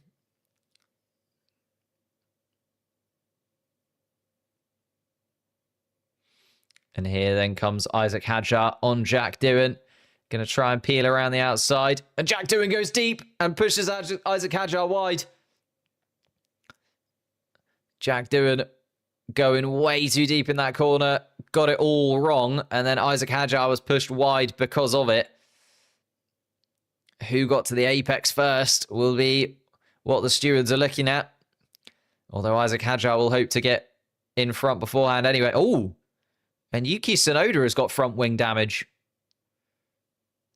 And that is a much, much bigger amount of damage to that front wing than, say, what Charles Leclerc has got. That front wing is hanging on by a thread. What happened there for Yuki Tsunoda? It looks like it's literally just faltered. I imagine that's going to be a black and orange flag for Yuki Tsunoda, because if that bit of front wing comes off, that's going to go underneath the car itself, get shredded up into tiny little pieces, and then be a very big puncture warning for the rest of the cars out on track. And Tsunoda is starting to struggle because of that damage. Where did that happen to Tsunoda?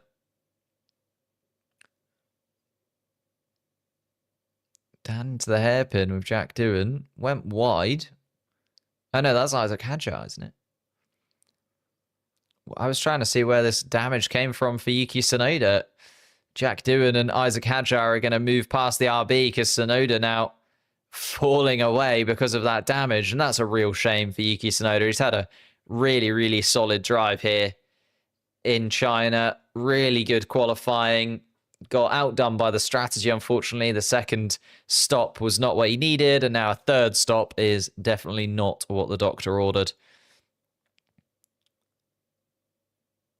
And Tsunoda asking where this damage came from, what actually happened. RB need new engineers. Yeah, RB, it's twice now in the first couple of races where they just got the strategy completely wrong, in my opinion.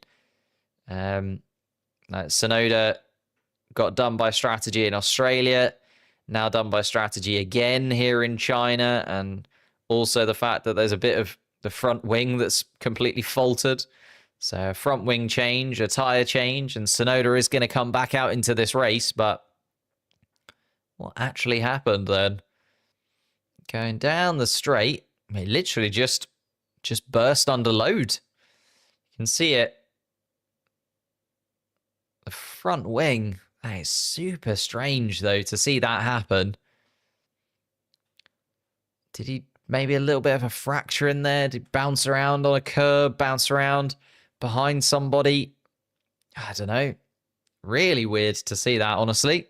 Not something you expect to see at all, but Yuki Tsunoda is now definitely not in contention for the point scoring places.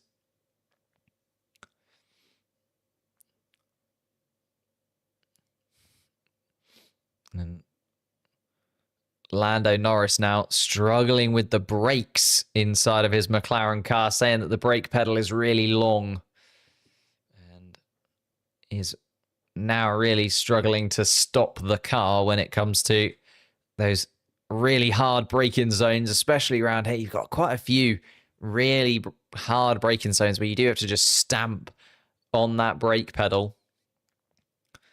Thank you for subscribing. A couple of new subscribers coming in. If you are enjoying the stream, hit that like button, hit the subscribe button. That'd be absolutely amazing. It really does help me out. Trying to get 120,000 subscribers on the channel. Hasn't been the most amazing end to the Grand Prix. We're maybe expecting it to sort of heighten up a little bit towards the end with the second pit stops, but then everyone decided against the second pit stops and instead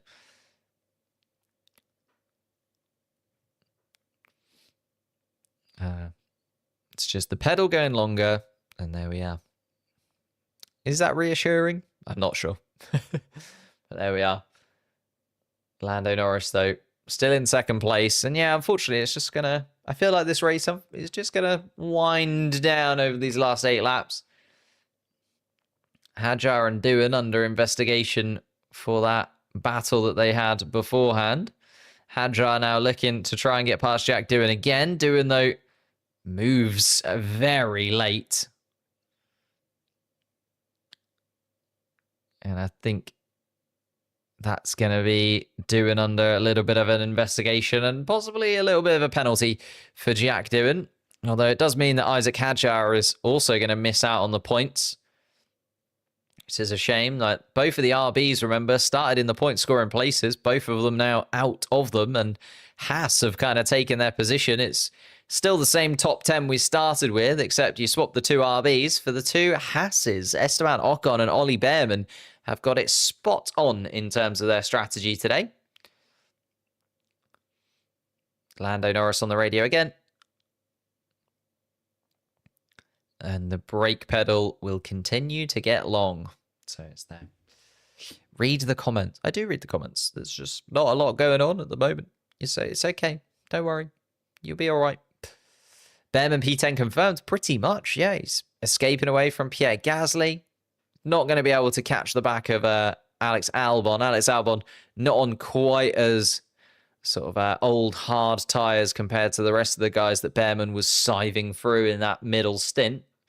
But Behrman came to life there for a few laps, sort of got past Doohan and Sainz and Stroll and Gasly. Was having little battles all the way through, and a deserved point on the board for Ollie Behrman.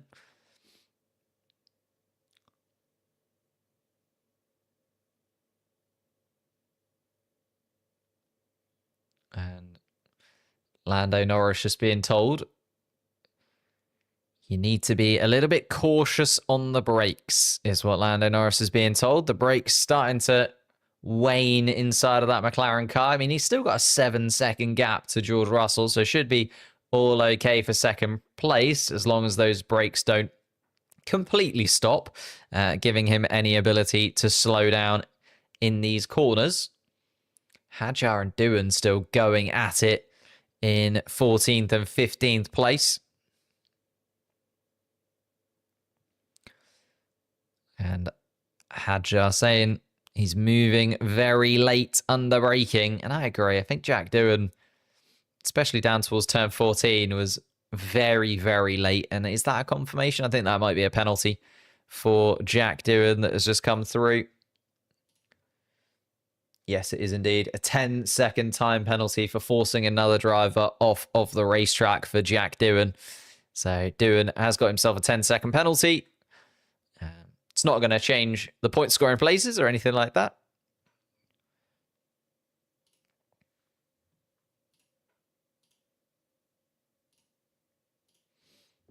And Lando Norris is being told, look, you'd rather finish second than not at all. You're still going to be leading the Drivers' Championship. I know it's frustrating that you're not going to win the race and your teammate is, but it's a 24 race season. There's a long way to go. And unfortunately, when you have a little bit of a brake issue like this, Norris being told by his engineer, just take it that little bit easy. And would have been able to push, I imagine, at this point in the race, or at least towards the end, but that might have been what started to make those little issues occur, basically. Do you think that the McLarens will swap places? Absolutely not. Absolutely not. And Charles Leclerc is actually being closed in by Verstappen at this point. Verstappen has kind of come to life at the end here, and Verstappen might be able to close in on a 4th place finish. It was looking like almost guaranteed to be 6th place for Max Verstappen. Then Hamilton pitted a second time, and let's face it, the 2-stop strategy was a really bad choice for everybody who did it. Both of the RBs and Lewis Hamilton losing out because of that 2-stop. And then Max Verstappen is now closing into the back of Leclerc and is actually right under the rear wing of Charles Leclerc. Suddenly, we're going. What happens to Tsunoda? Lost loads of positions on the 2-stop and then also had damage to his front wing, so had to stop a 3rd time, dropping him all the way to the back of the pack. Here comes Max Verstappen then, and Verstappen closing in on the back of Charles Leclerc. And Max has just all of a sudden found another gear. Let's see then, can Max Verstappen make a move? Just following on this battle through turn 11 and 12, they're just coming now. Leclerc and Verstappen will likely be side by side. As they have the Red Bull got the straight line speed to get underneath the rear wing of the Ferrari. He's going to have DRS. He's going to be in the slipstream. Lando Norris again being told to limit his brake pressure, but here comes Max Verstappen. He's not going to be limiting his brake pressure here. He's going to dive in and decides against it this time around. Charles Leclerc is safe for another day. Is he going to have a go down towards turn 1 though? Maybe he's looking at that as the opportunity to make a move instead. DRS open again. Down the maze straight they come.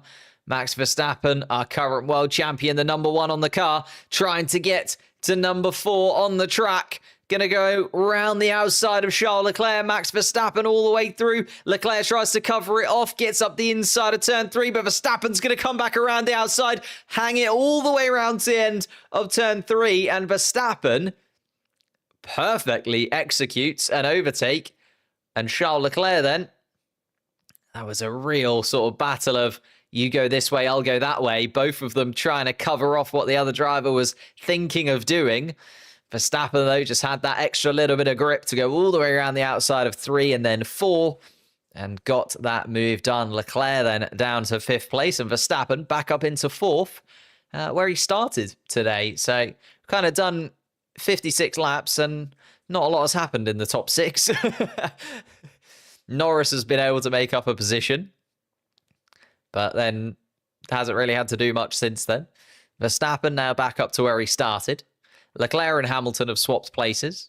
It's been behind that where the chaos has ensued. Ocon has had a really, really good race for Haas. Still a little way to go, though. 40-odd laps completed on those hard tyres for Ocon. And it just goes to show that undercut in that first stint was where it really happened for a lot of these cars. Antonelli has done well to not fall away. His tyres will be also screaming inside of that Mercedes. 40 laps he's done there, which is very impressive for a rookie to do that kind of stint on these hard tyres, especially on a circuit like China. So very, very impressive drive once again from Kimi Antonelli, if a little bit unfortunate to not be sort of in and amongst the top 6. Alex Albon has done really well. Really good first stint from Alex Albon. Went super long. Same with Ollie Behrman. And that long first stint seemed to have been the better strategy here because Albon and Behrman have both been beneficiaries of that. Liam Lawson down in 16th place in a Red Bull. Still trying to get past Jack Doohan is Isaac Hadjar. And Hadjar is holding on. Doohan has got a 10-second penalty. Hadjar will just be frustrated that the points aren't there for him. Started in the point scoring places, but they went for the two-stop strategy down at RB and just hasn't worked out for them, has it? Hamilton on the two-stop has lost a position. Hadjar and Tsunoda on the two-stop both fallen away from where they started. And then Tsunoda also with the damage has put him last of everybody. So Tsunoda and Hadjar both victim of another RB weekend where they've just got the strategy completely and utterly wrong. They've done the opposite, basically, of what ended up working. Ocon, Antonelli, Albon and Behrman have done what they needed to do to get into those points. Pierre Gasly will finish just outside of the point scoring places by the looks of things. Lance Stroll looked like he might be in the mix for the points, but Lance Stroll just hasn't been able to find the pace on the medium tyre since swapping onto them. Did really well with that first long stint, but not quite there. And Lando Norris is being told that the situation is getting critical with that brake pedal. Lando Norris is still 7 seconds ahead of George Russell at this point, but I think he's now being told, look, Lando, this is it now.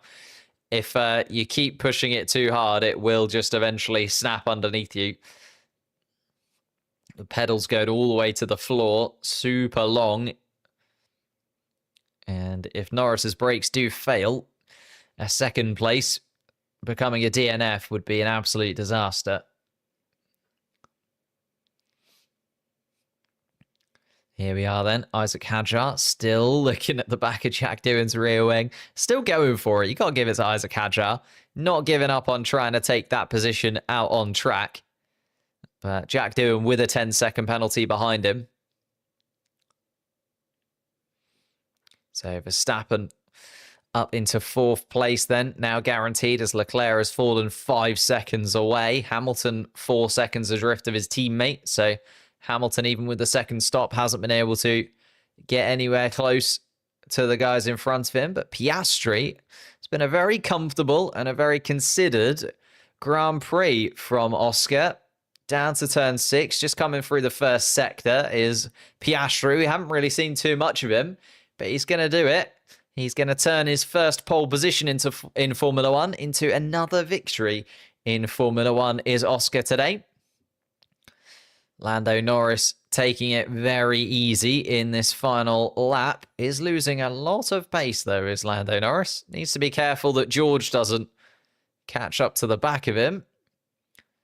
It's going to be a little bit of a nervous finish for Lando Norris by the looks of things, and not a nervous finish for Oscar Piastri. Piastri just coming around turn 11, 12, and 13. Norris taking it very easy through there. Luckily, Bortoletto is in the middle. And here we are then. Oscar Piastri, after disappointment in his home Grand Prix last time around in Australia, is finally going to taste a victory for the first time in 2025. Had a spin last time around, which cost him a place. Well, good few places, but this time he's done everything that he possibly can. It is perfect from Piastri, and a pole into a win, and Piastri takes the Chinese Grand Prix victory. Here comes Lando Norris, taking it very easy on that final lap was Lando, but takes second place. George Russell rounding out the podium positions. And then Charles Leclerc is going to be the next driver to cross the finish line in 5th place. Hamilton behind in 6th place as well. Esteban Ocon is going to be the best of the rest driver for Haas. And Haas have turned what looked like it was going to be a tough weekend into a perfect strategy in this one. Ocon and Behrman are going to get a double point scoring finish for the Haas team. Antonelli and Albon between them. There goes Esteban Ocon across the line. Antonelli confirms his 8th place. Alex Albon slots in 9th. And Ollie Behrman is going to be the final point scoring position. So that is our top 10. Oscar Piastri takes the victory. Lando Norris in 2nd behind him and George Russell on the podium. Verstappen and Leclerc finished 4th and 5th. Hamilton a disappointing 6th after that sprint win yesterday. Ocon will be very, very pleased with a 7th place in his Haas. Antonelli in 8th, Albon 9th, Behrman in 10th is the point scoring places.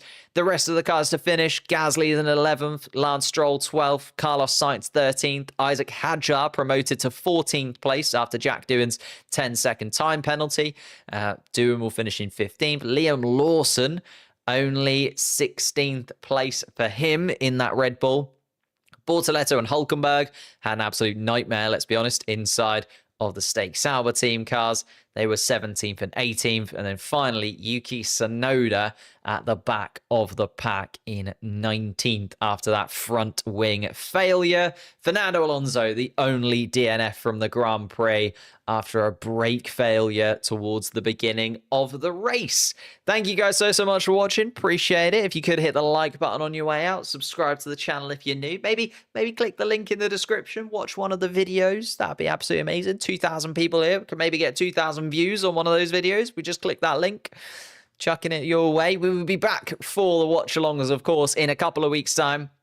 We have a weekend respite between China and Japan, but then we're back for Japan, Bahrain and Saudi Arabia back to back to back. The first triple header of the season coming very quickly your way. Oh, Liam Lawson was within 10 seconds of Jack Doohan there, so also gets promoted. Thank you all so much for watching, though. Leave a like, subscribe, all of that good stuff, and I'll see you in a couple of weeks for the next watch-along. Piastri is the man to take victory in China.